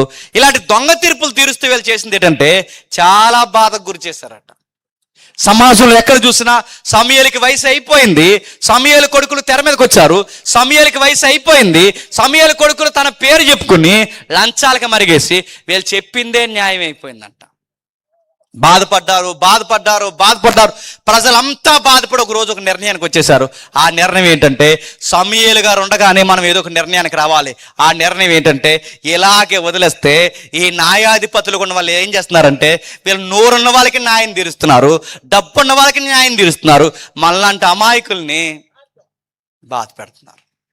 అందుకే మనలాంటి అమాయకులను బాధ పెడుతున్నారు కనుక ఇలా నేర తీవ్రత పెరిగితే రేపొద్దున మన పేదల సంగతి ఏంటని ఏడుస్తున్నారట ఇళ్లలోకి పోయి. ఇప్పుడు బాగానండి, రాత్రంతా ఒక కుటుంబ యజమానుడు ఏడ్చిన, రాత్రంతా ఒక కుటుంబ యజమానురాలు ఏడ్చిన ఖచ్చితంగా అమ్మ నాన్న ఏడిస్తే ఎవరు చూస్తారు చెప్పండి? పిల్లలు చూస్తారు. ఈ పిల్లలు రాత్రంతా ఏడ్చి పొద్దున్న ఆడుకోవడానికి ఈదులోకి వస్తే అదే ఆటలోకి ఏమాను కూడా ఆడుకోవడానికి వస్తే ఏమానతో ఆ పిల్లలు ఏమంటారు చెప్పరా? ఏమంటారు తెలుసా? అరే నీతో మేము ఆడుకోను, ఎందుకంటే రాత్రంతా మా అమ్మ నాన్న ఏడ్చారు. మా అమ్మ నాన్న ఏడవడానికి కారణం ఏంటంటే మీ నాన్న ఇచ్చిన దొంగ తీర్పు. మీ నాన్న ఇచ్చిన దొంగ తీర్పు. మీ నాన్న దొంగ తీర్పిచ్చి మా పొలం లాక్కున్నాడు, మీ నాన్న దొంగ తీర్పిచ్చి మా ఆస్తులు లాక్కున్నాడు, మీ నాన్న దొంగ తీర్పులు ఇచ్చి మమ్మల్ని అన్యాయం చేశాడు. ఇలాంటి అన్యాయం తీర్పుల వల్ల మీ నాన్న మా అమ్మ నాన్న ఆడడానికి కారణమే. నీతో మేము ఆడుకోమని ఒక్క ఫ్రెండ్ లేడట ఈ అబ్బాయికి. అందుకే కీర్తనలు ఏమని రాస్తున్నాడు? నాకు ఒక్క స్నేహితుడు కూడా లేడని రాస్తున్నాడు. ఒక బంధువు అంటే బంధువులు తిట్టుకుంటున్నారు, స్నేహితులు తిట్టుకుంటున్నారు. అంటే ఈ అబ్బాయితో ఆడుకోవడానికి కూడా ఫ్రెండ్స్ రావట్లేదంటే ఇలా ఫ్యామిలీ మెంబర్స్ని బట్టి ఈ అబ్బాయితో ఎవరు మాట్లాడలేదు చెప్పండి? చిన్న చిన్న పిల్లలు ఆటలాడుకునే పిల్లలు కూడా ఈ అబ్బాయితో మాట్లాడడం మానేశారు. మానేస్తారంటే మానేస్తారు. నేను జాగ్రత్తగా చెప్తున్నాను, వినండి ముగించే ముందు. మీకు పిల్లలు పుట్టక ముందు వరకు ఎలా ఉండాలో నాకు తెలియదు, కానీ పిల్లలు పుట్టిన తర్వాత కొన్ని విషయాలకి దూరంగా ఉండాలి. మీరు ప్రతి దాంట్లో తగనమ్మా దూరిపోకూడదు, గుర్తుపెట్టుకోండి. చాలా మందికి పిల్లలు పుట్టిన తర్వాత పనికిమాల గొడవల్లో దూరుతుంటారు మగాళ్ళు చాలామంది. చెప్తున్నాను, వెళ్ళకండి. నీకు సంబంధం లేని గొడవలు ఆడిడు కొట్టుకుంటే ఇటు మధ్యలో దూరుతావు. నీకు ఎందుకు మధ్యలోకి? నువ్వు మధ్యలో చూస్తావు, నీకేమైనా తగలకూడని చోట తగిలినా, లేదా నీ చేసినప్పుడు ఆడికేమైనా తగిలితే, ఏదైనా కేసు అయితే నేను పోలీసులు తీసుకుపోతే, రేపు పొద్దున్న దిక్కులేని భార్య అయిపోతే, దిక్కులేని పిల్లలు అయిపోతే, వీళ్ళ బయటకు వచ్చి ఆడుకుంటూ చిన్న చిన్న పిల్లలు ఆడుకున్నప్పుడు ఈ పిల్లలు అసలే ముదురులు వాళ్ళు ఏమంటారు చెప్పిన, మీ నాన్న పోలీసులు తీసిపోయారంటగా అంటారు. ఆ మాట చిన్న పిల్లడు మనసుని ఎంత బాధ పెడుతుందో తెలుసా? చాలా మంది తల్లికి మరి బుద్ధి జ్ఞానం ఉండదు. అరే చిన్న పిల్లలు ఉన్నారు, కొన్ని పనులు ఉంటాయి, కొన్ని మానే. పిల్లలు పుట్టిన తర్వాత ఇప్పటివరకు ఎలా ఏడుసో ఇప్పుడు మానే. ఇంకా తప్పుడు పనులు చేస్తే మీ అమ్మ పలాంటగా అంటే ఆ పిల్ల ఏమైపోతుంది, ఆ పిల్లోడు ఏమైపోతాడు? బుద్ధి జ్ఞానం ఉండాలిగా. ఇప్పటివరకు ఎలాగ ఏడుసో పనికి మాలి బతుకు, ఇప్పుడన్నా ఉండాలిగా. రేపు పొద్దున ఆ పిల్లలతో మాట్లాడరా, మీ అమ్మ పలాంటగా అంటే ఆ ఎదుగుతున్న ఆడపిల్లకి ఎలా ఉంటుందండి? అందుకని అడుగుతున్నాను, మీరు చేసే పనులు, మనం చేసే పనులు ఖచ్చితంగా తర్వాత తరం మీద మన పిల్లలు పడతాయి. మన ముందు పిల్లలు మాట్లాడతారు లేదని తెలియదు, కానీ వాళ్ళు అన్నీ వింటారు, అన్నీ చూస్తారు, వాళ్ళు అన్నీ వాళ్ళు ఆటలాడుకునేటప్పుడు కూడా ఇలాంటి మాటలు మాట్లాడుకుంటారంటే మీరు నమ్మగలరా? మమ్మీ నిన్ను పలానా వాళ్ళు ఎలా అంటున్నారు, డాడీ నేను ఎలా అంటున్నాడు, వచ్చి వివరించగలంత వయసు ఆడుకుందా, వాడు అన్ని మనసులో పెట్టుకుంటారు. నీతో ఫ్రెండ్షిప్ చేయొద్దని మా అమ్మ చెప్పిందిరా, ఎందుకంటే మీ అమ్మ పెద్ద గయ్యాలు కంపంట, గొడవాడతా ఆపదంట, అందుకే మా అమ్మ వద్దు అందరంటే ఎండ్రనుకుంటున్నారా ఆయన్ని? నువ్వు పెద్ద సోనియా గాంధీలోకి వచ్చేస్తావు ఇక్కడ తెర మీదకి. మాకు అర్థం. కొన్ని మాట్లాడుతున్నప్పుడు ఒకప్పుడు పెద్దోళ్ళు గొడవలు ఆడుతున్నప్పుడు ఆగు పిల్లలున్నారు ఆగనివారు, ఇప్పుడు సంకనేసుకుని ఆడేస్తున్నారు గొడవ. ఒకప్పుడు ఆగమనేవారు, పిల్లలున్నారు ఆగననేవారు, పిల్లలు గొడవాడేవారు, పిల్లలున్న ఇప్పుడు అది లేదు, బుద్ధి లేదు, జ్ఞానం లేదు అని అడుగుతున్నాను. రేపు పొద్దు నీ పిల్లలు చూస్తారు. నువ్వు బూతులు మాట్లాడావో నీ పిల్లలు బూతులే మాట్లాడతారు, నువ్వు పనికిమాల పనులు చేసావు నీ పిల్లలు పనికిమాల పనులనే చెప్తారు. నువ్వు ఏదైతే పనికిమాల విషయాలు ఎత్తుక్కున్నావో వాళ్ళు ఖచ్చితంగా అందులో ఇన్వాల్వ్ అవుతారు. నీకు సంబంధం లేదు కాదు, నీ పిల్లలు నీకు పుట్టారని నీకు సంబంధం ఉంటుంది. నువ్వు తాగి ఎక్కడో దిక్కుని పడిపోయావనుకో, రాత్రి మీ నాన్న తాగి డ్రైనేజీలో పడిపోయినట్టు కదరని పక్క నవ్వుతుంటే వాడికి ఎలా ఉంటుంది? నీ తాగుబోతు కార్యక్రమానికి ఎలా ఉంటాయి? మీ అమ్మని రాత్రి రోడ్డు మీదకి లాగి తన్నాడంటే కదా మీ నాన్నంటే, వీళ్ళ అమ్మ నాన్న కొట్టుకుంటున్న మాటలకి ఈ చిన్నపిల్లలు జోకులు వేసుకుంటే వాళ్ళకి ఎలా ఉంటుంది చెప్పండి? వాళ్ళ ఎదుగుదల మానసికంగా కునిగిపోతారు. మీ పిల్లల భవిష్యత్తు ఎవడో పాడు చేయకూడదు చెప్పండి. మీరు తెరవలేకపోతే పాడు చేస్తారు. ఈ అబ్బాయి జీవితం అలాగే పాడైపోయింది. బాగానండి, తాతయ్యకేమో మంచి సాక్ష్యం ఉంది, తాతయ్యకేమో మంచి పేరు ఉంది, కానీ వీళ్ళ నాన్నకి మాత్రం చెడ్డ పేరు ఉంది. వాళ్ళ తాతయ్య పేరు సమయాలు, వాళ్ళ నాన్న పేరు ఏవేలుకి ఏమి చెడ్డ పేరు ఉందంటే లంచాలతో సంపాదిస్తున్నాడంట. నేను అడుగుతున్నాను, నీ పిల్లలు యథార్థంగా కష్టపడడం చూడాలి. గుర్తుపెట్టుకు, ఎప్పుడు పిల్లల ముందు ₹1 లాగేయడం దొంగ పనులు వాళ్ళు చూసారో, నేను మళ్ళీ చెప్తున్నాను, వాళ్ళకే దొంగ బుద్ధులే వస్తాయి. మా నాన్న యథార్థంగా పెద్దదిగా చెప్పుకోవాలి. మా నాన్న ఎండకి వానకి తడిసి రోజుకి 500 అయినా 300 అయినా కష్టపడే సంపాదించాడు తప్ప ఏ సారా వ్యాపారాలు చేయలేదని చెప్పుకోవాలి. గుర్తుకోండి, ఎవరైనా చేస్తే మానేయండి. చెప్తున్నాను, ఏ సారా వ్యాపారాలు చేయలేదు, ఏ గంజా వ్యాపారాలకు పోలేదు, ఏ దొంగపోడికి పోలేదు, ఏ ప్యాకెట్లాడి సంపాదించలేదు. మా నాన్న యథార్థంగా సంపాదించాడని చెప్పుకోవాలి. ఒకవేళ దొంగ సంపాదనే సంపాదించారో, ఎలాంటి పనికి మాల పనులు పై తరగతులకు పోయి ఆ పైన డబ్బున్న వాళ్ళ కింద ఊడిగం చేస్తారు చెప్పిందల్లా చేయడం మీ పిల్లలు చూసారో, మీ పిల్లల భవిష్యత్తు పాడు చేస్తారు అని చెప్తున్నాను. ఈ అబ్బాయికి బాగా వినండి, ఈ అబ్బాయికి ఎంత ప్రభావం రావడానికి ఒక ఫ్రెండ్ రాడు, ఒక చుట్టం రాడు, నాన్నవాడు ఎవడే కలవడు. ఎందుకంటే ఆ కుటుంబానికి మంచి పేరు లేదు. ఈ కుటుంబానికి కూడా ఏ ఫంక్షన్కి ఎవరు పిల్లరు. ఎందుకంటే వీళ్ళందరినీ తిట్టుకోవడమే ఇలా, అందరూ వీళ్ళని తిట్టడమే. ఏం తిట్టడం? ఎందుకంటే అన్యాయంగా డబ్బు సంపాదించారు, అన్యాయంగా ఎదిగిపోయారు. అన్యాయంగా ఎదిగిపోయిన డబ్బు వలన ఏమైనా నెమ్మది ఉంటుందా? ప్రస్తుతానికి బాగున్నావు అనిపిస్తుంది తప్ప తర్వాత బాగుంటావా? అందుకే అక్కడ రాస్తున్నాడు చూడండి, అక్కడ రాస్తున్నాడు, వాళ్ళ నాన్న వాళ్ళ చిన్నాన్న లంచాలకి మరిగి న్యాయం తిప్పేస్తే సరిగ్గా అప్పటికి ఆ అబ్బాయి వయసు ఎంత ఉందో చెప్పండి, బాలుడు. అప్పటి నుంచి బాధపడుతుందంట. ఎందుకు బాధపడి చెప్పుకోలేడు, ఎవరికి చెప్పుకో, నాన్నకి చెప్తే వెండు, చిన్నాన్నకి చెప్తే వెండు, తాతయ్యగా చెప్పే పరిస్థితులు లేవు. ఆ అబ్బాయి వయసు వివరించేంత వయసు లేదు. ఇలాంటి పరిస్థితులు అబ్బాయి ఏమైపోయి ఉంటుంది చెప్పండి, నలిగిపోయి 20 సంవత్సరాలు ఏడ్చి లైఫ్లో ఒకే ఒక్క పాట రాశాడు. ఆ పాట పేరే 88వ కీర్తన. ఆ పాట రాసి ఆ పాటలో బాధలని చెప్పుండు, దేవా ఏడుస్తున్నాను ఎప్పటి నుంచి, నా కుటుంబం కోసం ఏడుస్తున్నాను, మా నాన్న కోసం ఏడుస్తున్నాను, మా చిన్నాన్న కోసం ఏడుస్తున్నాను. ఇవేమి వివరించకుండా ఒకే ఒక మాట బయటికి రాశాడు, నేను ఏడుస్తున్నాను, దివారాత్రులు ఏడుస్తున్నాను. ఎందుకు ఏడుస్తున్నాను? ఈ కుటుంబంలో పుట్టినందుకు నేను ఏడవట్లేదు, ఈ పరిస్థితులు ఎలా ఉన్నది నేను ఏడవట్లేదు, ప్రవ్వా నా భవిష్యత్తు ఏంటో నాకు అర్థం కాక ఏడుస్తున్నాను. ఈ అబ్బాయిలో ఉన్న మంచి క్వాలిటీ ఏంటి చెప్పనా? వాళ్ళ నాన్న, బాగా వినాలి, వాళ్ళ నాన్న వాళ్ళ చిన్నాన్న అంత చెడ్డ వ్యక్తులైనా ఎక్కడైనా మా పేరెంట్స్ వల్ల నేను ఏడుస్తానని ఎక్కడైనా చెప్పాడా? అది అబ్బాయిలో మనం నేర్చుకోవాల్సింది. ఎక్కడైనా అబ్బాయి ఎక్కడైనా ఆ కీర్తన అంతా చదవండి. ఈ అబ్బాయి ఎందుకు ఏడ్చాడో మనం దర్యాప్తు చేసి చదువుకుంటే మనకు తెలుస్తుందే తప్ప అసలు అబ్బాయి ఎందుకు ఏడుస్తాడో మనకేమైనా అర్థమవుతుందా? ఆ కీర్తన అంతా చదివితే మనకు అర్థం కాదు. ఇదంతా చదువుతుంటే మనకు అర్థమవుతుంది ఏమని, ఈ అబ్బాయికి బాధ అమ్మాయి కాదు, ఈ అబ్బాయికి బాధ డబ్బు కాదు, ఈ అబ్బాయికి వచ్చిన బాధ ఏది కాదు. ఈ అబ్బాయికి 20 సంవత్సరాల నుంచి బాధ ఏంటంటే వాళ్ళ తల్లిదండ్రులే బాధ అయిపోయారు. పిల్లల్ని కనడం ఒక ఎత్తు అయితే ఆ పిల్లలకి మాదిరిగా ఉండడం మరొక ఎత్తు. గుర్తుపెట్టుకోండి. చాలా మంది చేసే తప్పు ఏంటంటే పిల్లల ముందే గొడవాడుకోవడం, పిల్లల ముందే చేయి చేసుకోవడం, పిల్లల ముందే కొట్టుకోవడం, పిల్లల ముందే భార్యని, ఇవన్నీ పిల్లలు చూస్తారు. నీకు ఎంత కోపమన్నా కొంతసేపు ఆగు.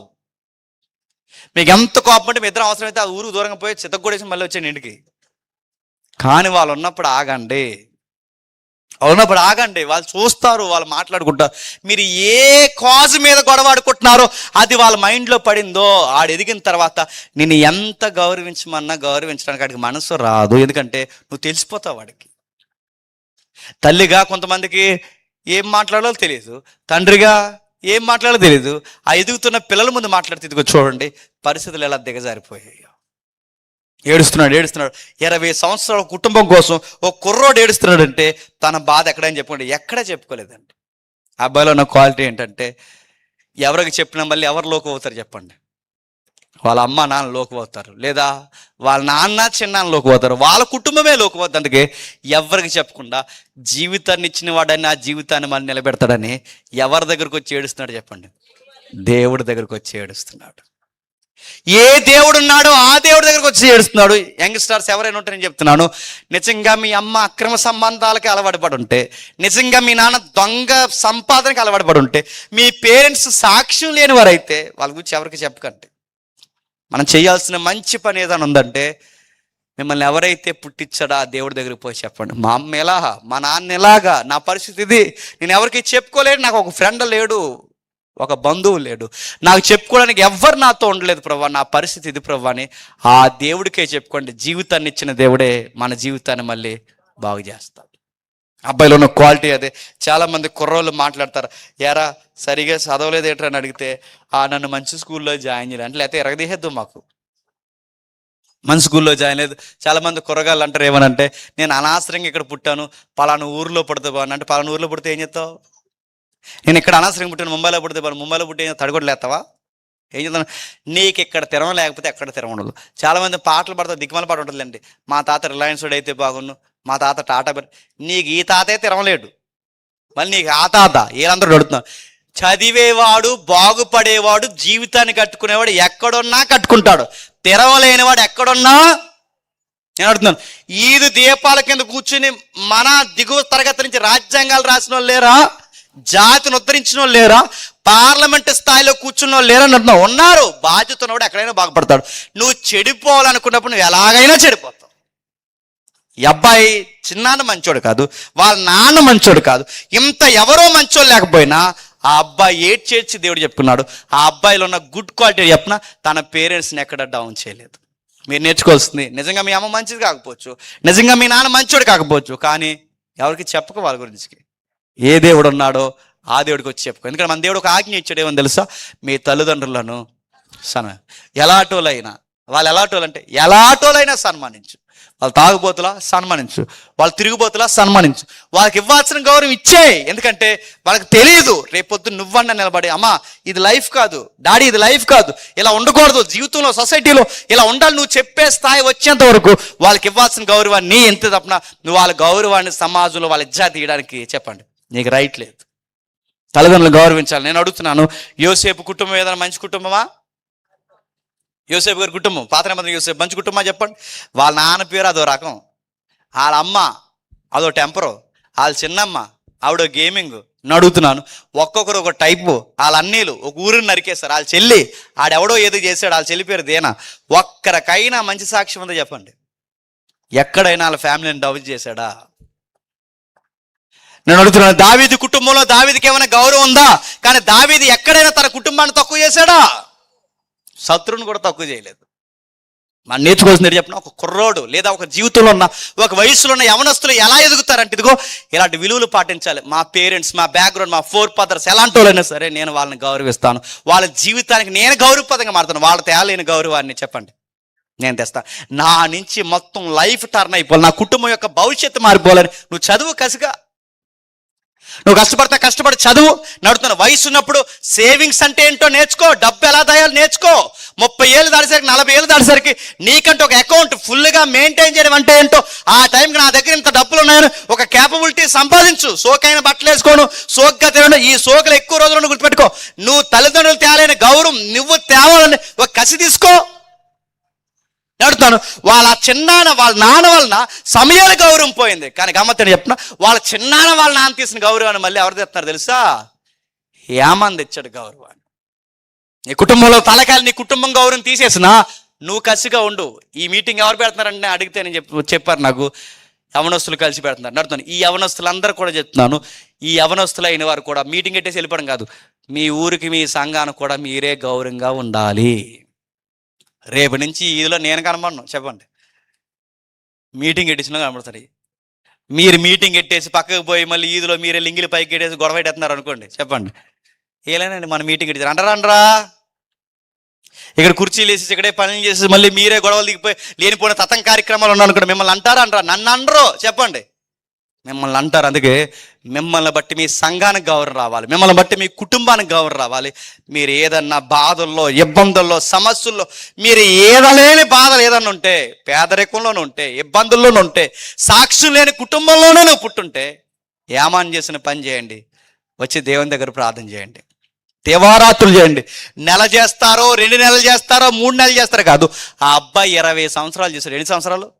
20 సంవత్సరాలు ప్రార్థించాడు. 20 సంవత్సరాలు ప్రార్థన చేస్తే అప్పుడు జవాబు ఇచ్చాడు. ఏంటి 20 years తర్వాత. అప్పటి వరకు జవాబు రాదు. మనకి 3 రోజులు కూడుకులు పెట్టి 3వ రోజు ఉపవాస కూడుకులు జవాబు రాతే చచ్చికెళ్ళ మానేద్దాం మనం. 3 రోజులకే 3 వారాలు వెళ్ళి పని అవ్వకపోతే 7 వారాలు వెళ్ళాడు. 7 వారాలు పని అవ్వకపోతే మొత్తానికి ఇంకెక్కడ రానన్నాడు ఇటు. అది మన ప్రార్థన. 20 years ప్రేయర్ చేశాడు. 20 years అబ్బాయికి సమాధానం రాలేదు. ఎలా వచ్చిందో సమాధానం ఒకసారి చూడండి. మొదటి దినవృత్తాంత గ్రంథం ముగిద్దాం. మొదటి దినవృత్తాంత గ్రంథం 25వ అధ్యాయం. మొదటి దినవృత్తాంత గ్రంథం 25వ అధ్యాయం 5-6 వచనాలు చూడండి. మొదటి దినవృత్తాంత గ్రంథం 25వ అధ్యాయం 5-6 వచనాలు.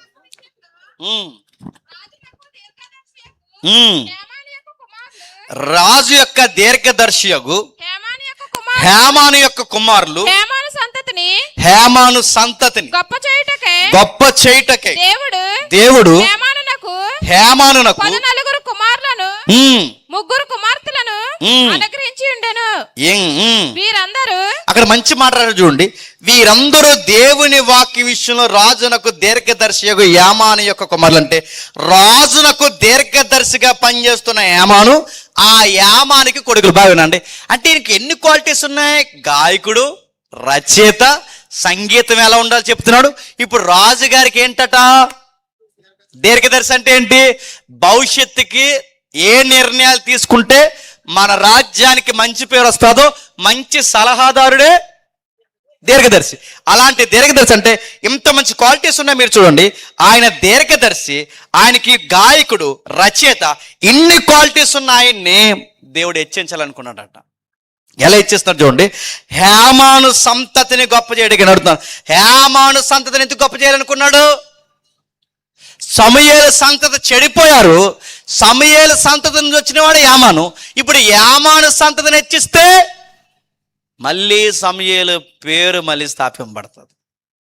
ఎంత బాగా దేవుడు నిర్ణయం తీసుకుంటున్నాడు చూడండి. హేమాను సంతతిని ఎత్తించుటకే 14 కుమారులను 3 కూతుర్లు. ఇప్పుడు ప్రశ్న, 14 మంది కొడుకులు 3 కూతురు అంటే ఎంతమంది అంటే టోటల్? 17 మంది పిల్లలు. ఈ అబ్బాయి ఇందాక మన కీర్తన చదివి 88వ కీర్తనలో, ఆ 88వ కీర్తన చదువుతున్నప్పుడు ఏమని ఏడ్చాడు చెప్పండి? నాకు ఎవరు లేరు, నాకు ఫ్రెండ్ లేడు, నాకు బంధువు లేడు, అసలు నాతో ఒక్క ట్రావెల్ చేసి ఒక్క నెంబరు లేడు, ఒక్కడు కూడా నాతో లేడు. ఎప్పుడు ఆయన బాధపడింది చెప్పిన, నాకు ఎవరు లేరు అని. ఆ ఏడుపుకి దేవుడు ఇచ్చిన సమాధానం ఏంటంటే, నీకెవరు లేరు కాదు, నీకు 17 మంది ఉన్నారు అన్నాడు. హేమాన్ని ఎలా గొప్ప చేయాలి? హేమాను సంతతిని గొప్ప చేయడమే హేమాన్ని గొప్ప చేయడం. మీరు బాగా వినాలి. చాలా మంది దేవుడిని అడుగుతారు ఏమని అంటే, మాకు ఎకరం ఈ ప్రభువా చెప్పండి, సెంటి నేల ఈ ప్రభువా, అది ఈ ప్రభువా. నన్ను అడిగితే నీ ఎకరం నీతో ఉంటుందో లేదో నాకు తెలియదు, కానీ నీ డబ్బు నీతో ఉంటుందో లేదో నాకు తెలియదు, కానీ దేవుడిచ్చే ఆస్తులు అన్ని ఆస్తుల కన్నా గొప్ప ఆస్తి అని చెప్పిన, బిడ్డల్ని దేవుడు మనకి ఇవ్వడమే ఆస్తి. గుర్తుపెట్టుకోవాలి. దేవుడు ఆస్తిగా బిడ్డలు మనకిస్తే, కొడుకులు కూతుర్లు, ఈ కొడుకుల్ని కూతుర్ని దేవుడు ఆస్తికి ఇస్తే వాళ్ళని సరిగ్గా పెంచు, వాళ్ళని కలిసి వచ్చే ఆస్తి అవుతారు. ఏమనుకుంటున్నావు? వాళ్ళని సరిగ్గా పెంచకపోతే వాళ్ళే నీ జీవితానికి సంకటం అయిపోతారు. వాళ్ళు నువ్వు సరిగ్గా పెంచితే వాళ్ళే నీకు కలిసి వచ్చే ఒలివ మొక్కలు అవుతారు. వీళ్ళని సరిగ్గా పెంచలేదు, వీళ్ళని అటు ఇటుగా పెంచావు. ఇంటర్మీడియట్ చదివి ఇంటర్ అయ్యేసరికి, ఇప్పుడు ఎగ్జామ్స్ జరుగుతున్నాయి, ఈ ఇంటర్ అయ్యేసరికి వీళ్ళు అన్నారట, అమ్మ నాన్న ఇంటర్ అవుతుంది నాకు తెలియదు కానీ మేము ప్రగాఢంగా ఒకరిని ప్రేమించామన్నారంట. వీళ్ళంతా చదివి ఎరగదీసి చెప్పండి, లేచి సిగ్గుమాలని చెప్పండి, లేచిపోతున్నారండి, ఇంట్లో వెళ్ళిపోతున్నారండి, పిచ్చి పనులు చేస్తున్నారండి, ఎక్కడికెక్కడికి పోతున్నారండి. రేపు పొద్దున అడుగుతున్నాను, ఆ వెళ్ళిపోయినాడు గ్యారంటీ అంటే లేదు, తీసుకెళ్ళిపోయిన ఆమె గ్యారంటీ అంటే, అరే 25 ఏళ్ళు పెంచిన అమ్మా నాన్న వదిలేసి వచ్చేసింది, 25 ఏళ్ళు పెంచిన అమ్మా నాన్న వదిలేసి వీడు వచ్చేస్తున్నాడు, రేపు పొద్దున్న వీడు ఉంటాడని గ్యారంటీ ఏంటి? గ్యారంటీ ఏంటి అడుగుతున్నాను. వాడు దైవికమైన వ్యక్త, వాడు దైవికమైన కుమార్తె, వాళ్ళు ఉంటారని గ్యారంటీ ఏంటి? ఏ సంతతి ద్వారా దేవుడు మనల్ని మహిమపరచాలనుకుంటున్నాడో ఆ సంతతిని మీరు సరిగ్గా సండే స్కూల్లో, యూత్ మీట్లో, ఇలాంటి తరగతుల్లో, ఇలాంటి సభల్లో మీరు కూర్చోబెట్టకపోతే రేపు పొద్దున్న సామెత ఉంది, మొక్కయి వాళ్ళని వంగ తీయకపోతే వాళ్ళు మానే నిన్నే తంతారు. బాధాకరమైన విషయం చెప్పిన, మా ప్రేమకు అడ్డొస్తున్నారని పేరెంట్స్ మీదే కంప్లైంట్ ఇచ్చారంట. అది పరిస్థితి. వీళ్ళని బాగా చదివించింది దేనికి? కంప్లైంట్ రాస్తారని. పేరెంట్స్ మీద కంప్లైంట్ రాస్తున్నారు. వీళ్ళే మాకు ఎనిమీస్ అని చెప్తున్నారు, నడుతున్నాను. వీళ్ళ ప్రేమ, తల్లి ప్రేమ వీళ్ళకి కనబడదు, తండ్రి ప్రేమ వీళ్ళకి కనబడదు. ఈ ₹10 మెసేజ్ గడి ప్రేమ అంతా కనబడుతుంది వీళ్ళకి. వీళ్ళ ప్రేమలోనే కనబడతారు. రేపు పొద్దున్న జీవితం సగం నాశనం అయిపోయిన తర్వాత మళ్ళీ జీవితం కడదాం అనుకుంటే ఏమైనా సినిమా రీల్ వెనక్కి తిప్పడానికి అయిపోయిందంటే ఇక మళ్ళీ చేసేదేమి లేదు. ఏదైనా చదువుకున్న దానికి చిన్న ఉద్యోగం పెద్ద చేసి ₹1 దాచుకోవడం తప్ప అంతకు మించి చేసేది ఏముంది చెప్పండి? హేమాను దేవుడు గొప్ప చేయాలనుకున్నాడు. హేమాన్ని గొప్ప చేయడం అంటే హేమాను సంతతిని గొప్ప చేయడమే. ఎలా గొప్ప చేస్తున్నాడు దేవుడు చూడండి. హేమానికి 17 మంది పిల్లల విలువ మనకు తెలుస్తుందో లేదో కానీ పిల్లలు లేని వాళ్ళు ఇంటికి వెళ్ళి అడగండి, ఆ పిల్లలు వేట చెప్తారు. వాళ్ళు డబ్బులు ఉంటాయి, ఆస్తులు ఉంటాయి, ఎకరాలు ఉంటాయి, కానీ వాళ్ళ ఇంట్లో నవ్వు ఉండదు. ఆ నవ్వు ఎందుకు లేదంటే వాళ్ళకి పిల్లలు ఉంటారు. మనకేమో పిల్లలు తెలియదు. మన పిల్లలు పుడితే ఉంటారులే, ఆడుకుంటారులే అని వాళ్ళు ఎన్ని మాట్లాడటం. వాళ్ళకి పిల్లలు లేక వాళ్ళు బాధపడతాం. వాళ్ళకి పిల్లల్ని ఇస్తే బంగారం కన్నా బాగా పెంచుకునే వాళ్ళు ఉన్నారు. మన పిల్లలు మనం గాలికి వదిలేస్తాం. మన పిల్లల్ని ఏడుస్తున్నారంటే ఫోన్ ఇచ్చేస్తాం, ఏడుస్తారంటే తెడ్డివేరు ఇచ్చేస్తాం, ఏడుస్తున్నారంటే ఏదైనా అడుగుతాం. వాళ్ళకి ఏం ఇవ్వాలో, ఏం ఆడుకోవడానికి కనీసం వాళ్ళతో ఒక టైం స్పెండ్ చేసి వాళ్ళతో ఎలా ఉండాలో కూడా తెలియకపోతే రేపు పొద్దున మన పిల్లలు ఆస్తిగా ఉండాల్సిన వేళ్ళే చెప్పండి మన నెత్తికి చెప్పండి బరువే కూర్చుంటారు.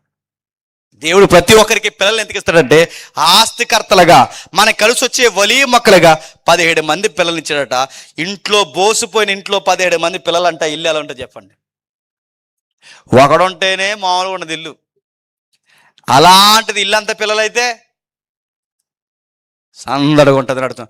నీకు నాకు ఆ సందడి బోరవుద్దేమో కానీ హేమాన్ ఇంటికి వెళ్ళి అడిగితే ఇంతమంది పిల్లలు నీకు ఎలా ఉందా అని అడిగితే ఏమని అంటాడు? నా జీవితం చాలా తృప్తిగా ఉంది, ఎందుకంటే ఇన్ని రోజులు 20 సంవత్సరాలు నా ఇల్లు అంతా చెప్పండి బోసిపోయింది. నాకు ఎవరో లేక, నాకు నాన్నవారు లేక, నాకు స్నేహితులు లేక, ఎవరో లేక ఎంతకాలం ఏడ్చాను.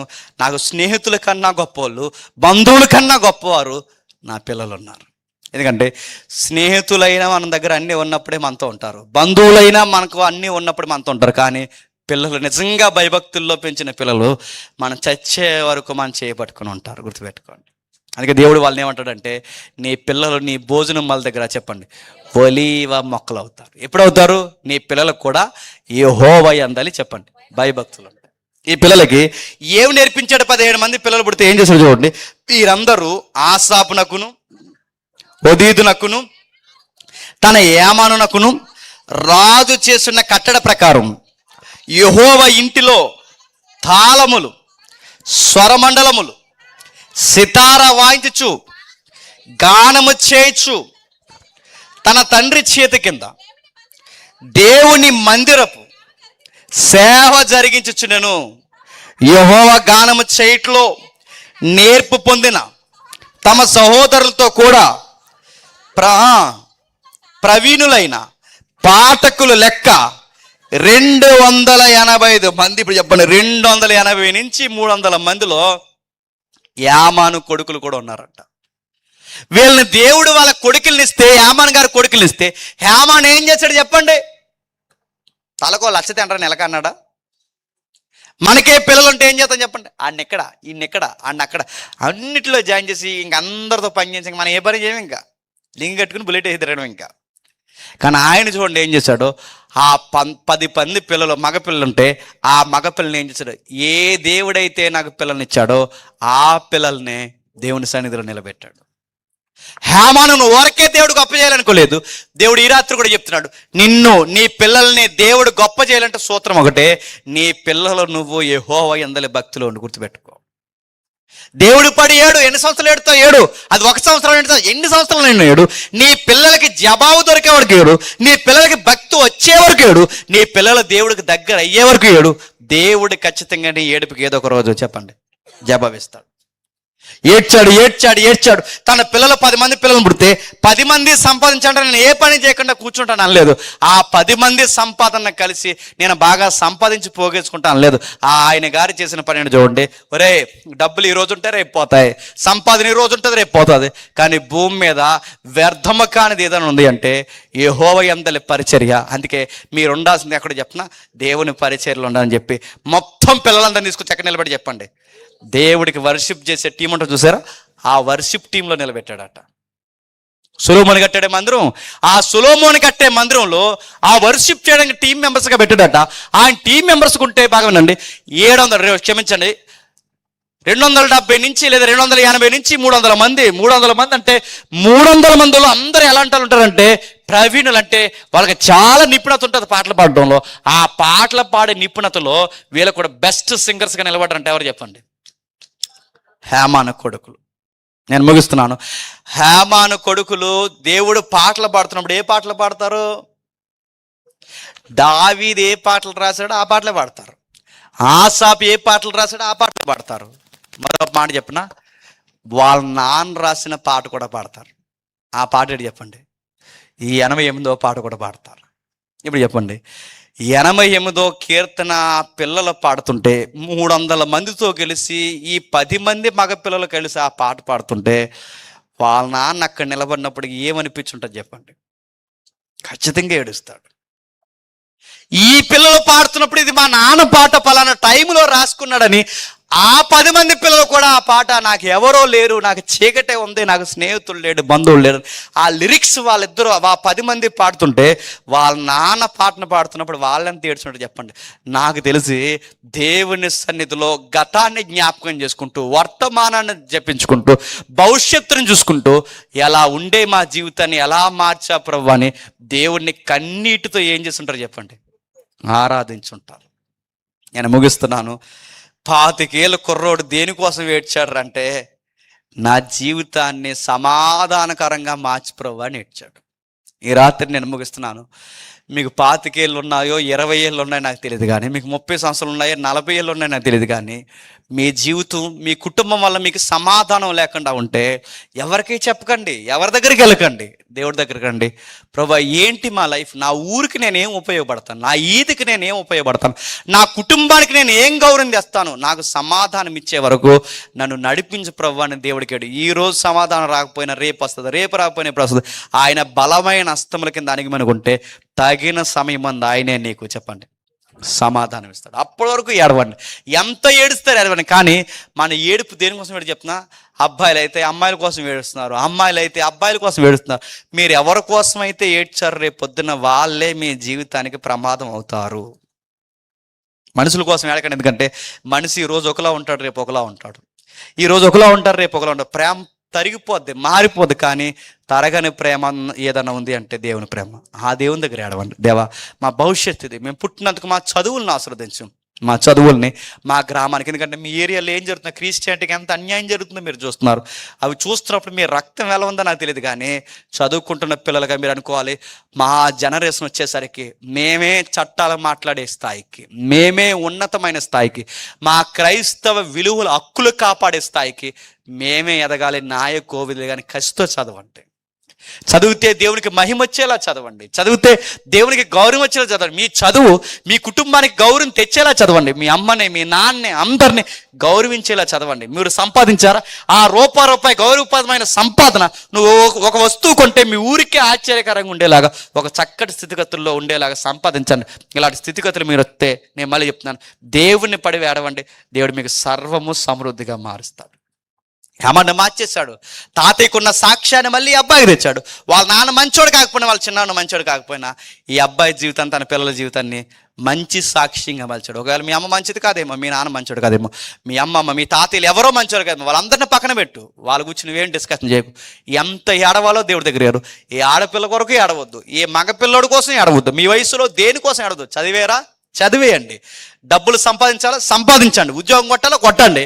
ఏదో ఒక పని చేయండి. 60 ఏళ్ళు 70 ఏళ్ళు ఉండి వెళ్ళిపోయి మనం మన ఊరికి, మన పుట్టిన ప్రాంతానికి, మన ఇంటికి ఏదో గౌరవాన్ని తెచ్చి దేవునికి మహిమ తెచ్చి వెళ్ళిపోవాలని ఈ కసితో చదవండి. ఇది కాకుండా సినిమా యాక్టర్లో చెత్త చెదారం అని తిరిగారో రేపు పొద్దున కాయింతలు ఎత్తుకోవడం కూడా పనికిరారు. మళ్ళీ చెప్తున్నాను నేను.